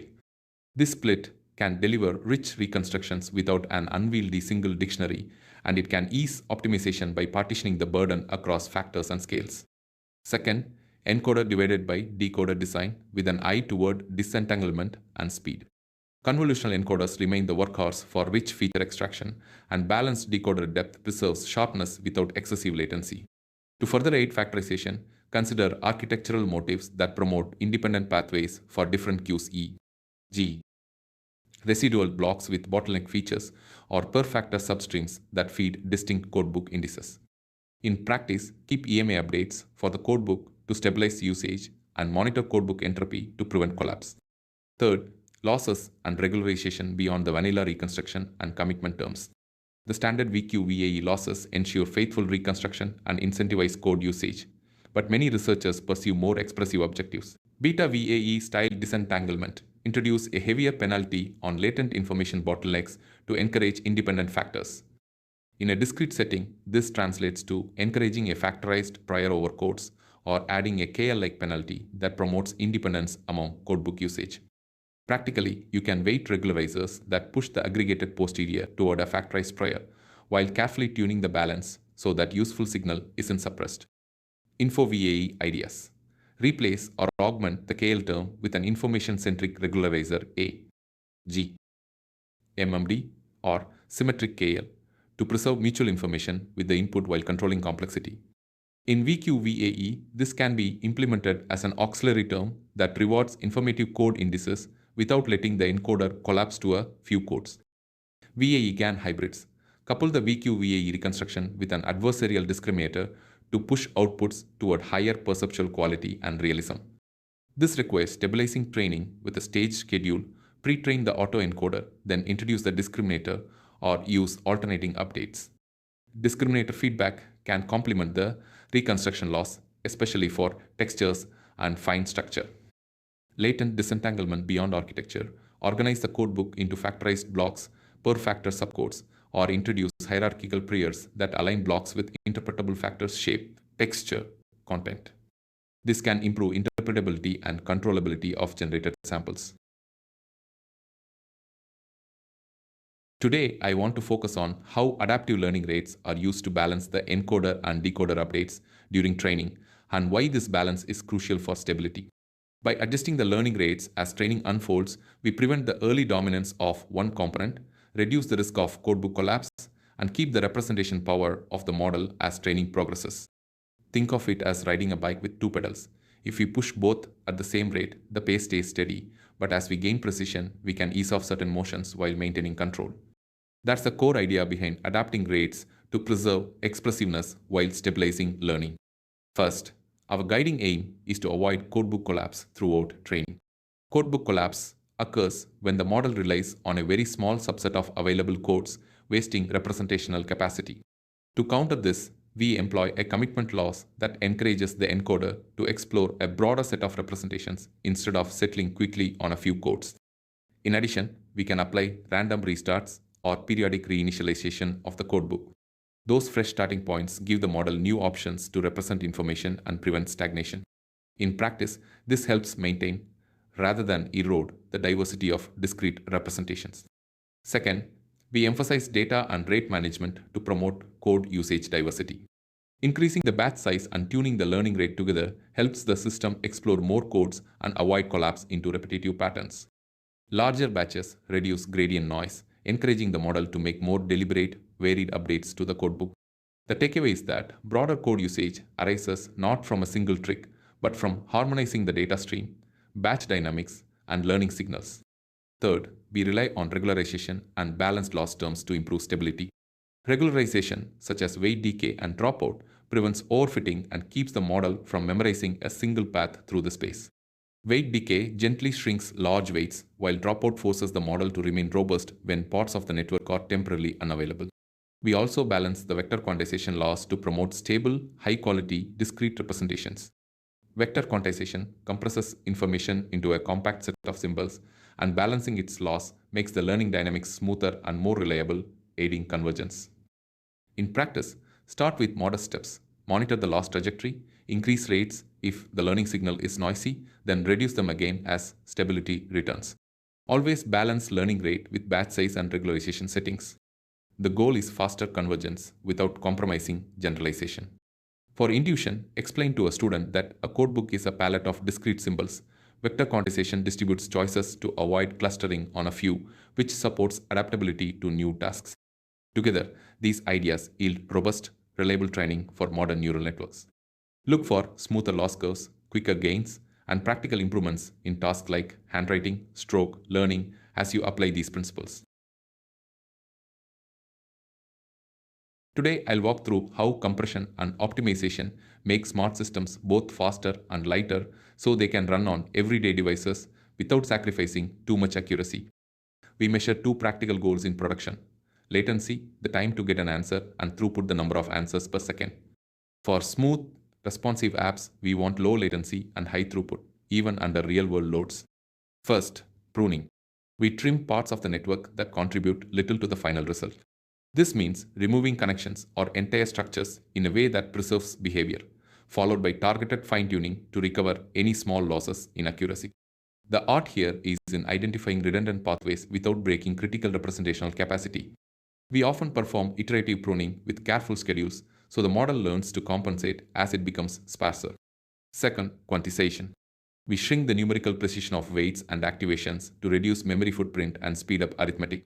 Moving from, say, 32-bit floats to 8-bit integers or lower precision formats cuts memory bandwidth and often boosts throughput on modern accelerators. To keep accuracy in check, we can use calibration data, per-channel quantization, or quantization-aware training, so the model learns to operate robustly under reduced precision. Third, reconstruction and parallelization. After compression, we employ reconstruction strategies to align the compressed model's outputs with the original's quality. At the same time, we parallelize vector and tensor-heavy steps to push more work through the pipeline concurrently. Vectorization and batching help us maintain throughput without piling on latency, especially in edge environments where resources are constrained. Fourth, hardware-aware code optimization. We tailor kernels and memory paths to the hardware, CPUs, GPUs, or dedicated accelerators. Hardware acceleration is not a silver bullet. It requires attention to memory locality, cache usage, and data movement. Keeping memory use low minimizes queuing delays and energy waste, so we often design around smaller caches and disciplined memory management patterns. In practice, engineers quantify latency under realistic loads and verify throughput to ensure the system scales. The objective is to meet latency constraints while preserving reconstruction quality. It's like squeezing a sponge without losing the soap: efficient, careful, and repeatable. Deployment requires 4 guiding steps. Ensure the software runs on target devices, test hardware compatibility across processors and GPUs, monitor latency and throughput after every update, and prepare for scaling as data grows. Summarizing: prune, quantify, reconstruct, then optimize for hardware and memory, and finally test under realistic loads. The result is a balanced trade-off among speed, accuracy, and cost. Imagine students using a translation app while traveling. Compression keeps responses snappy on older phones, supporting learning for everyone, not just the tech-enabled. And by keeping operations lean, we also reduce energy use. The engineer's task is to find that sweet spot. Small code changes can yield meaningful reductions in wait time and energy, enabling smarter, faster applications in the real world. Today's conclusion summarizes a 5 intensive days journey. Define the problem, run small experiments, document results, and learn from feedback. Across this period, teamwork, curiosity, and clear goals proved productive, while time constraints and cloudy ideas challenged us. We learned to ask better questions, slow down, and check assumptions, habits that sharpen as data limits, small samples, and bias remind us to demand repeatable evidence. Looking ahead, the outlook emphasizes practice, broader collaboration, and linking work to real-world problems. Examples like a recycling project illustrate application. We anticipate new tools and methods, including simple statistics to reveal trends and more diverse participants. Today, I want to push beyond the core mechanics of VQ-VAE and situate it in the broader landscape of modern variational approaches. VQ-VAE replaces a smooth, continuous latent with a fixed codebook of embeddings. The encoder maps inputs to a latent space that is instantly quantized to the nearest code, producing a discrete representation. This discreteness yields stability, predictable compression, and easily interpretable latent units, while still delivering high-quality reconstructions. The 3 strengths we often cite: discrete codes with efficient compression, sharp generation, and stable training across tasks, come from that fixed, interpretable dictionary at the heart of the model. A few practical facets deserve emphasis. First, the codebook acts as a learned vocabulary for the data. Each code carries a simple, interpretable meaning which aids debugging and transfer. Second, because quantization reduces variability, the model often benefits from reduced overfitting on noisy data and from more robust generalization under compression pressure. Third, the approach scales to multiple modalities. Images, speech, and other structured signals benefit from a compact, discrete latent that can be reused or repurposed across tasks. But VQ-VAE is not without caveats. Quantization introduces a small reconstruction penalty, the quantization error, and that error can limit fidelity for highly complex datasets unless the codebook is sufficiently large. Training discrete latent spaces also presents optimization challenges, especially as data diversity grows and the codebook must cover more factors of variation. Researchers have addressed these with tricks like more expressive codebooks, hierarchical quantization, or residual quantization, and with alternative differentiable approximations to the hard assignment. To place VQ-VAE in the broader research context, consider several adjacent directions. Beta VAE and related disentanglement-oriented variants emphasize shaping the latent space to reveal independent factors of variation by tuning the KL penalty in continuous latent models. Info VAE reframes the objective to preserve informative latent representations and to avoid posterior collapse, inviting adaptations that could in principle be applied to discrete latents by injecting mutual information terms between data and code indices. VAE GAN hybrids bring adversarial realism to reconstructions, a direction that has inspired VQ-VAE based hybrids as well. Pairing a discriminative signal with a discrete latent can boost perceptual quality and sample fidelity. Latent disentanglement in VQ/VAE often hinges on codebook design and hierarchical structuring. Multiple codebooks or layered quantization can align codes with interpretable factors while preserving compression.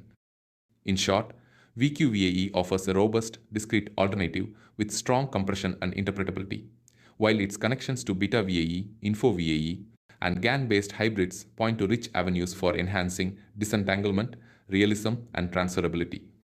Recap: discrete latent learning via a codebook yields stability and clarity. Practical trade-offs involve quantization error and codebook scalability, and converging ideas from these related streams continue to push the boundaries of what discrete latent representations can achieve. Emerging research is shifting from what VAEs can do in principle to how reliably we can represent and reuse those compressed signals. A central thread is stabilizing the latent space so that we preserve essential structure as you perturb inputs or vary details. Think of quantization as choosing a careful color palette for an image. You want the same colors to come through as you adjust lighting or pose. In practice, researchers are refining objectives and architectures so that those latent colors stay consistent, even when the data shifts in meaningful ways. One line of advance is integrating vector quantized VAEs with transformers. VQ/VAE uses a discrete codebook to represent latents, and transformers excel at long-range dependencies and sequence modeling. Together, you get compact, highly generative representations that can handle complex sequences, text, audio, or video without exploding the parameter count. This fusion is especially appealing for multimodal tasks, because a single compact latent can be decoded into different modalities or aligned across modalities for cross-modal generation and reasoning. Beyond quantization, beta VAE and its successors target disentanglement in the latent space. By adjusting the KL term's weight, beta VAE encourages factorized, interpretable factors of variation, making latent dimensions correspond to distinct generative factors A, G, pose, shape, style. Info VAE adds a mutual information perspective to preserve informative latents while avoiding posterior collapse, improving both stability and usefulness of the representation. These variants are valuable when the goal is controllable generation or interpretable representations for downstream scientific analysis. Hybrid architectures, such as VAE GANs, bring together probabilistic autoencoding with adversarial training. The VAE component provides a principled, likelihood-based objective, while the GAN side sharpens realism and texture in the generated outputs. The result is more faithful samples with stable training dynamics, a useful balance for media synthesis and scientific visualization, where fidelity matters. Latent disentanglement and richer representations dovetail with multimodal learning. A line of work aims to learn latent spaces that encapsulate factors common across modalities A, G, content that links an image, its caption, and associated audio. Multimodal representations enable real-time reasoning about scenes, captions, and contexts, enabling applications from intelligent tutoring to immersive media. Scalability remains a practical driver. Better stability and richer latents allow larger models to be trained across diverse tasks with less tuning, enabling faster research cycles and lower deployment cost. Industrially, we can compress more information with fewer bits, support streaming, medical data handling, and efficient generation in media production. In education and science, these advances promise tools that understand and generate across text, visuals, and sound with minimal retraining. As we push toward robust, stable, and multimodal generation, the field moves from elegant theory to broadly usable, impactful AI systems. Building on the thread of variational vector quantized VAEs, the current wave of innovation is expanding the objective functions, the latent structure, and the ways we blend generative power with perceptual sharpness. Tonight, I'll outline a few of the threads driving progress: beta VAE style disentanglement, information maximizing variants, GAN hybrids, and deliberate latent structure improvements that map to real-world tasks. First, beta VAE and its skin. By reweighting the KL divergence term, beta VAE pushes the model toward more independent, interpretable latent factors. In practice, increasing beta can yield disentangled representations where single latent units align with factors like pose, lighting, or style.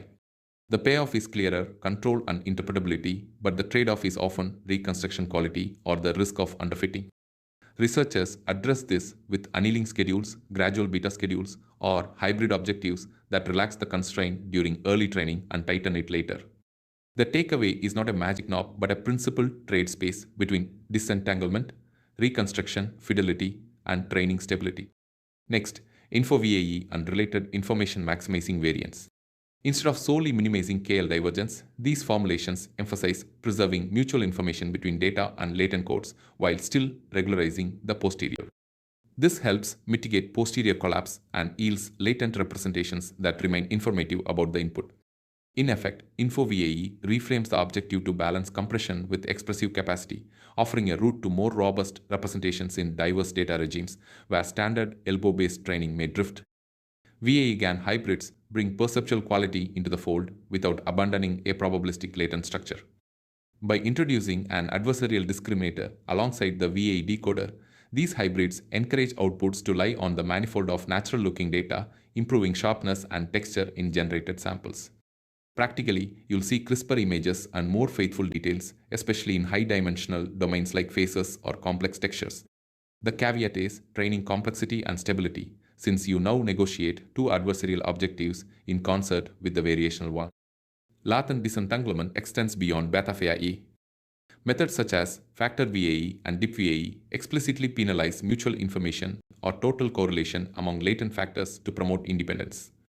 These approaches are particularly compelling for video, audio, or multimodal data, where interpretable, factorized representations simplify downstream tasks like conditional generation, controllable synthesis, and robust transfer learning. Evaluation is moving beyond log likelihood to disentanglement metrics such as MIG, DCI, and SAP, reflecting a community shift toward interpretable representations. This variational vector quantized autoencoder notebook VQ-VAE shows how machines can learn a vocabulary of images, basic shapes, textures, and patterns and use it to build new visuals. Instead of compressing data into simple numbers, VQ-VAEs map images into discrete codes, like pieces of a puzzle which can be rearranged to generate fresh and realistic outputs. The notebook guides you through how the model encodes high-dimensional data, compresses it into meaningful codes, and decodes it back into images. This approach not only improves compression but also unlocks creativity, letting the model interpolate between images, explore styles, and create novel results. VQVAEs represent a shift in generative AI. They don't just reconstruct pixels, they learn the language of images. This makes them a foundation for both research and creative applications, from data compression to art and design. This section begins by ensuring compatibility across different Python versions with the import from Future. It then imports a variety of libraries essential for the project. First, it brings in matplotlib, pyplot for plotting and visualization, along with numpy for numerical operations. The scipy signal module's Savitsky-Golay filter is included, which is useful for smoothing signals or data sequences. Next, it imports xrange from the 6 moves module to maintain compatibility between Python 2 and Python 3, although in modern Python versions, a range would suffice. The UMAP library is imported for dimensionality reduction, which can be useful when visualizing high-dimensional data. Moving into the core deep learning tools, the code imports PyTorch, including core modules like Torch, NN for building neural networks, Torch, NN, functional for functional operations, and Torch, Optim for optimization algorithms. It also brings in modules for data handling, such as Data Loader, which helps load and batch datasets efficiently. For datasets, the code relies on TorchVision's datasets and transformation utilities, which facilitate loading common datasets and applying transformations like normalization or data augmentation. The make grid function from TorchVision utils is included to help visualize multiple images in a grid format, useful for inspecting datasets or generated outputs. Overall, this setup prepares the environment with all necessary tools for data processing, visualization, and building neural network models, setting the stage for implementing the vector quantized variational autoencoder. This section of the code is focused on loading the CIFAR10 dataset for training and validation purposes. It begins by creating a training dataset object, specifying the root directory where the data will be stored or retrieved from, and indicating that this is the training subset. If the data isn't already present locally, it will automatically download it. The dataset is then transformed through a series of steps. First, converting the images into tensor format suitable for neural network processing, and then normalizing the pixel values. The normalization centers the data around 0 by subtracting 0, 5 from each color channel and scales it with a standard deviation of 1, 0, which helps the model learn more efficiently. A similar process is applied to create the validation dataset, but this time pointing to the test portion of CIFAR10. This setup ensures that both datasets are prepared consistently, facilitating effective training and evaluation of the model. This section introduces a custom neural network module called Vector Quantizer, which extends the NN module class from PyTorch. The primary purpose of this class is to perform vector quantization, a key step in models like VQ, VAE, where continuous representations are mapped to discrete codebook entries. In the constructor, the class initializes several parameters. It takes the number of embeddings, the dimensionality of each embedding vector, and a commitment cost as inputs. The embedding layer itself is created using NN embedding, which initializes a learnable codebook of vectors. These vectors are initially assigned random values uniformly distributed within a specific range to promote diverse starting points. The commitment cost, meanwhile, controls how strongly the model is encouraged to commit to a particular embedding during training. Moving to the forward method, which processes input tensors. The first step permutes the input tensor dimensions from BCHW batch, channels, height, width to BHWC, batch, height, width, channels. This reordering makes it easier to handle spatial data when performing vector quantization. The input is then flattened into a two-dimensional tensor where each row corresponds to a feature vector, simplifying distance computations. Next, the code calculates the squared Euclidean distances between each flattened input vector and each embedding vector in the codebook. This involves summing the squares of the input and embedding vectors separately, then subtracting twice the dot product between them, following the standard formula for Euclidean distance. Once the distances are computed, the closest embedding for each input vector is identified by selecting the index with the minimum distance. These indices are then converted into one-hot encodings, which indicate which codebook entry each input vector is assigned to. The encodings are stored in a tensor filled with zeros, with ones scattered at the positions corresponding to the selected indices. The process continues with quantization, where each input vector is replaced by its nearest codebook vector, effectively discretizing the continuous input space. Although not shown here, the next steps typically involve reshaping these quantized vectors back to their original spatial dimensions, computing relevant losses for training, and returning the quantized outputs along with other auxiliary information. This code defines a class called VectorQuantizer which is a type of neural network module designed for vector quantization with exponential moving average updates. It inherits from NN module, making it compatible with PyTorch's ecosystem. In the initialization method, it takes several parameters: the number of embeddings, the dimensionality of each embedding, a commitment cost for training stability, a decay rate for the exponential moving averages, and a small epsilon to prevent division by 0. Inside, it creates an embedding layer with the specified number of embeddings and embedding dimension, initializing its weights with a normal distribution. It also registers a buffer to keep track of the cluster sizes using exponential moving averages and initializes a parameter for the moving average of the embedding weights. Moving into the forward method, which processes input data, the first step permutes the input tensor from the shape BCHW batch, channels, height, width to BHWC, which makes it easier to work with for the subsequent operations. It then saves the shape for later use. Next, the input tensor is flattened from its spatial dimensions into a 2D tensor where each row corresponds to a feature vector, preparing it for distance calculations. The core operation computes the squared Euclidean distances between each flattened input vector and each embedding vector. This is achieved efficiently by leveraging the expansion of the squared norms of both inputs and embeddings and combining them with a matrix multiplication term. These distances will later be used to determine the closest embedding for each input vector during quantization. This process is essential for mapping continuous input features into discrete codebook entries, enabling the model to learn a compressed representation of the data. This section introduces two important classes used in the neural network architecture, the residual class and the residual stack class. The residual class defines a fundamental residual block, which is a building block designed to facilitate training deeper networks by allowing the input to bypass certain transformations through skip connections. It inherits from NN module. Inside its constructor, it initializes a sequential block consisting of a ReLU activation followed by a 2D convolution with a kernel size of 3, stride of 1, and padding of 1, which maintains the spatial dimensions. This convolution reduces the number of channels to a specified number of residual hidden units. After another ReLU activation, it applies a second convolution with a kernel size of 1 to adjust the number of channels back to the original hidden size. The forward method then takes an input tensor, passes it through this block, and adds the original input back to the output, implementing the residual connection that helps mitigate vanishing gradients and enables training of deeper networks. The residual stack class builds upon this idea by stacking multiple residual blocks together. It takes in parameters specifying the number of input channels, the number of hidden units, the total number of residual layers, and the number of residual hidden units.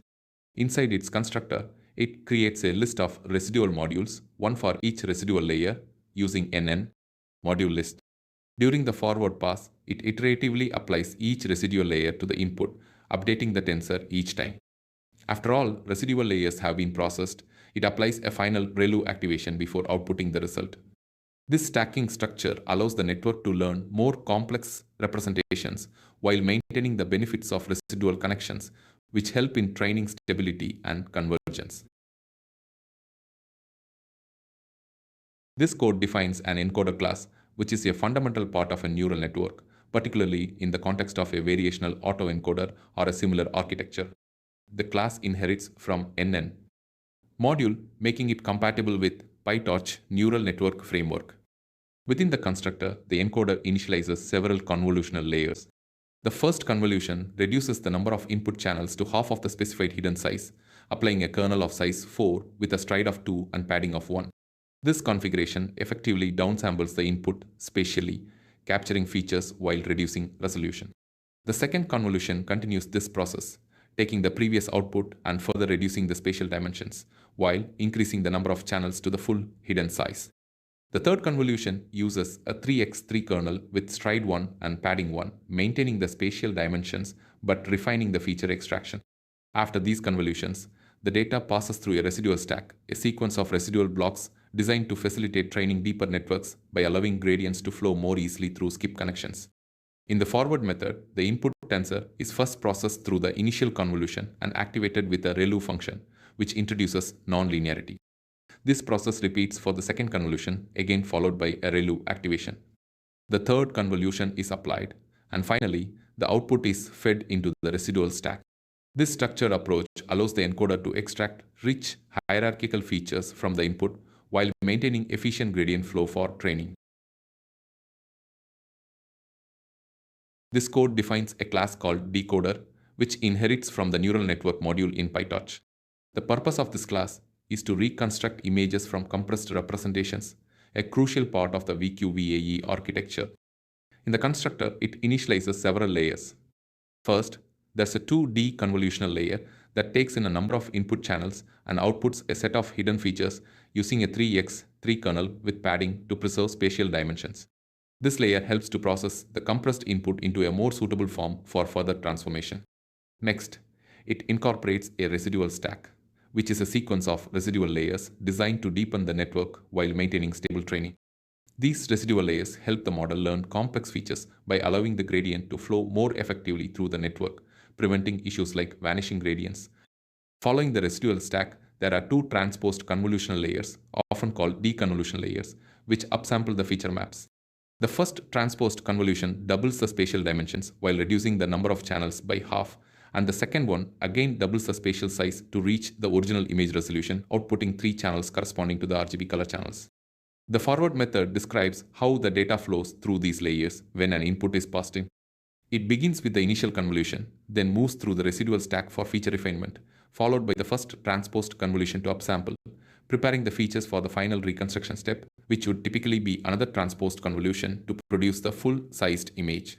This design allows the decoder to effectively reconstruct high-quality images from compressed latent representations. This section of the code establishes several key hyperparameters that will guide the training of the vector quantized variational autoencoder, or VQ-VAE model. First, the batch size is set to 256, which determines how many samples are processed simultaneously during each training iteration. The total number of training updates is specified as 15,000, indicating how many times the model will be adjusted based on the data. The network's internal dimensions are then defined. The number of hidden units in certain layers is set to 128, and the residual layers contain 32 hidden units each across two residual layers. These values control the capacity and complexity of the neural network. For the embedding space, the dimensionality is chosen as 64, and the total number of embeddings available is set to 512. These embeddings serve as discrete representations of the input data, with the number of embeddings indicating the size of the codebook used for quantization. The commitment cost, set at 0.25, is a hyperparameter that balances the encoder's commitment to the embedding vectors, encouraging the encoder to produce stable and consistent codes. The decay factor is 0.99. This value is typically used in exponential moving averages or similar mechanisms to smoothly update certain parameters during training. Finally, the learning rate is set to 0.001, which determines the step size for the optimizer during gradient descent, affecting how quickly or cautiously the model learns. Together, these parameters form the foundation for training the VQ-VAE, influencing its capacity, stability, and overall performance. In this section, we set up the data loading process for our training data. We create an instance of the data loader class, which is responsible for efficiently loading data during training. We pass in our training dataset, specify the batch size to determine how many samples will be processed together in each iteration, and enable shuffling to ensure that the data is randomly ordered each epoch, helping to improve the model's generalization. Additionally, by setting pin memory to true, we optimize data transfer to the GPU, which can lead to faster training times. This setup ensures that our data is fed into the model smoothly and efficiently during the training process. Here, we are setting up the data loader for the validation dataset. We create an instance of the data loader class, passing in the validation data as the dataset to load. The batch size is set to 32, meaning that during each iteration, the data will be processed in groups of 32 samples. We enable shuffling to ensure that the order of the data is randomized, which helps to prevent any potential biases during evaluation. Additionally, pin memory is set to true, which allows faster data transfer to the GPU, improving overall training efficiency. This setup prepares the validation data for efficient and effective evaluation of our model. This code defines a class called model, which inherits from NN module, making it a neural network model compatible with PyTorch's framework. In the constructor, it initializes several components essential for a variational autoencoder with vector quantization. First, it creates an encoder which processes the input images, assuming 3 color channels, down to a hidden representation with a specified number of hidden units. Then, a 1x1 convolutional layer adjusts the encoder's output to match the desired embedding dimension, preparing it for the vector quantization stage. Depending on whether a decay parameter is provided and greater than 0, the model selects between 2 types of vector quantizers. If decay is specified, it uses an exponential moving average version, which maintains running estimates for better training stability. Otherwise, it defaults to a standard vector quantizer. Both quantizers serve to discretize the continuous latent representations into a finite set of embeddings, which is crucial for the VQ-VAE approach. Finally, the decoder reconstructs the original image from the quantized latent vectors, completing the autoencoding process. The forward method takes an input tensor x, passes it through the encoder, then through the 1x1 convolution, and subsequently through the vector quantizer, which returns the quantized representations along with the loss term, perplexity, and other auxiliary data. These quantized vectors are then fed into the decoder to generate a reconstructed version of the original input. The method outputs the quantization loss, the reconstructed image, and the perplexity, providing all necessary components for training and evaluating the model. We initialize a new instance of the model by passing in several hyperparameters that define its architecture. These parameters include the number of hidden units, the number of residual layers, the size of the residual hidden layers, the number of embeddings, and the dimensionality of each embedding. Additionally, we specify the commitment cost, which influences how strongly the model commits to particular embeddings during training, and the decay rate used for updating the embedding vectors. Once all these parameters are set, we move the model to the designated device, whether that is a CPU or a GPU, preparing it for training or inference. The code begins by setting the model into training mode, which ensures that layers like dropout and batch normalization behave appropriately during training. Two metrics throughout the training process. Then, a loop runs for a specified number of training updates. In each iteration, a batch of data is fetched from the data loader and the data is transferred to the device, such as a GPU, for efficient computation. The optimizer's gradients are reset to 0 to prevent accumulation from previous steps. Next, the model processes the data, outputting the vector quantization loss, the reconstructed data, and the perplexity measure. The reconstruction error is calculated using mean squared error between the reconstructed data and the original input, normalized by the data variance to ensure consistent scaling. The total loss combines this reconstruction error with the vector quantization loss, and backpropagation is performed to compute gradients. The optimizer then updates the model parameters based on these gradients. After each step, the current reconstruction error and perplexity are appended to their respective list for tracking. Every 100 iterations, the code outputs the current progress, displaying the number of iterations completed along with the average reconstruction error and perplexity over the most recent 100 batches. This provides continuous feedback on the training process, helping to monitor the model's learning behavior over time. In this section, we apply a smoothing technique to two different sets of data. First, we take the training reconstruction error, which measures how well the model is able to reconstruct the input data, and we apply the Savitsky-Golay filter to smooth out fluctuations and noise. The parameters specify a window length of 201 and a polynomial order of 7, which help preserve the overall trend while reducing noise. Similarly, we smooth the training perplexity, a metric that indicates how well the model predicts or models the data using the same filter parameters. These smoothed versions of the metrics make it easier to analyze the overall training progress and observe trends more clearly without the distraction of short-term variations or noise in the data. This code begins by creating a new figure with a size of 16 by 8 inches, providing ample space for clear visualization. It then adds the first subplot to the figure, positioning it in a one-row, two-column layout, specifically in the first slot. On this plot, it visualizes the smooth reconstruction error, which is stored in the variable train res recon error smooth. The y-axis is set to a logarithmic scale to better capture the range of errors, especially when they span multiple orders of magnitude. The plot is labeled with the title Smoothed NMSE, indicating that it displays the normalized mean squared error over iterations, and the x-axis is labeled iteration, showing how the error evolves during training. Next, the code adds a second subplot in the same figure, positioned in the second slot of the 1x2 grid. This plot visualizes the smoothed average codebook usage, which is represented by the variable train res perplexity smooth.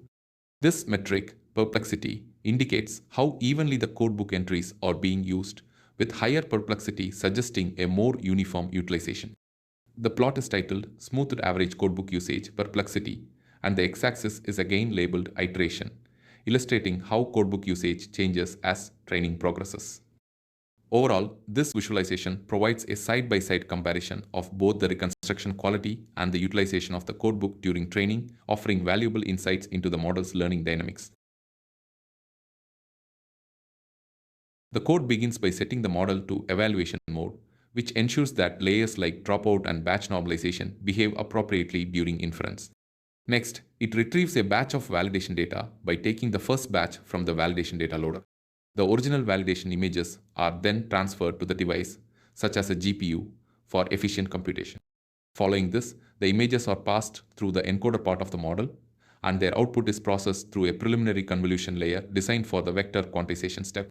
This produces an intermediate feature representation. The model's vector quantized variational autoencoder component is then applied to this intermediate output, which outputs several values, but the key one we focus on is the quantized representation. Finally, this quantized encoding is passed through the decoder to reconstruct the images. The overall process simulates how the model compresses and then reconstructs the input images during inference, enabling us to evaluate the quality of the reconstructed outputs on the validation set. In this section, we begin by retrieving a batch of original training images from the data loader. The next training loader command fetches the first batch, which we store in the variable train originals. We then move these images to the designated device, such as a GPU, to ensure that subsequent computations are performed efficiently. Following this, we pass the batch of original images through our vector quantized variational autoencoder or VAE model. The model returns multiple outputs, but here we focus on the original images and their reconstructed counterparts. Specifically, we extract the reconstructed images from the model's output, which allows us to compare the original inputs with their reconstructions, providing insight into how well the model is capturing the data distribution at this stage. This section defines a simple yet effective function for visualizing images. The function takes an image tensor as its input, converts it to a NumPy array to facilitate plotting, and then transposes the dimensions to match the format expected by matplotlib, which is height by width by channels. It then uses PLT imshow to display the image with nearest neighbor interpolation for clarity. To keep the visualization clean and focused solely on the image itself, the function also hides the x-axis and y-axis ticks and labels, ensuring that the viewer's attention remains on the image without any extraneous access or numerical information.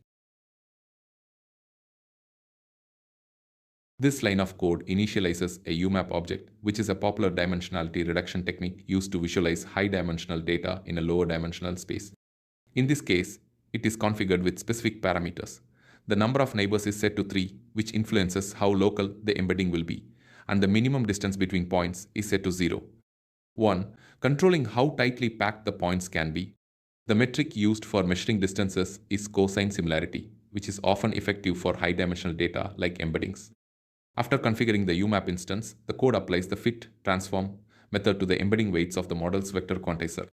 It accesses these weights through model VAE embedding weight data, which contains the learned embedding vectors. Since these weights are stored as a PyTorch tensor on the GPU, the code transfers them to the CPU before passing them to UMAP. The result of this transformation is stored in the variable proch, which contains the 2D or 3D coordinates of the embedding vectors in a reduced space. This is typically used for visualization purposes, allowing us to see how the learned embeddings relate to each other in a more interpretable form.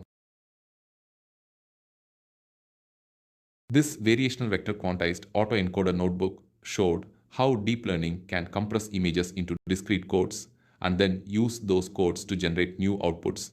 By combining encoding, quantization, and decoding, VAEs capture meaningful features of data in a compact form while still producing realistic and varied results. We saw how this approach bridges the gap between traditional autoencoders and advanced generative models. The use of a discrete latent space makes training more stable and the representations easier to interpret. It also opens up practical applications like image synthesis, style transfer, and building blocks for larger generative systems. The main lesson is that VAEs don't just reconstruct data, they learn a language of images. This gives them the ability to create, explore, and extend beyond the original dataset. They stand as both a technical tool and a creative enabler. As you move forward, I've already shared the code for this notebook in Teams. Please execute it on your end and let me know if you run into any issues. I'll be happy to guide you through.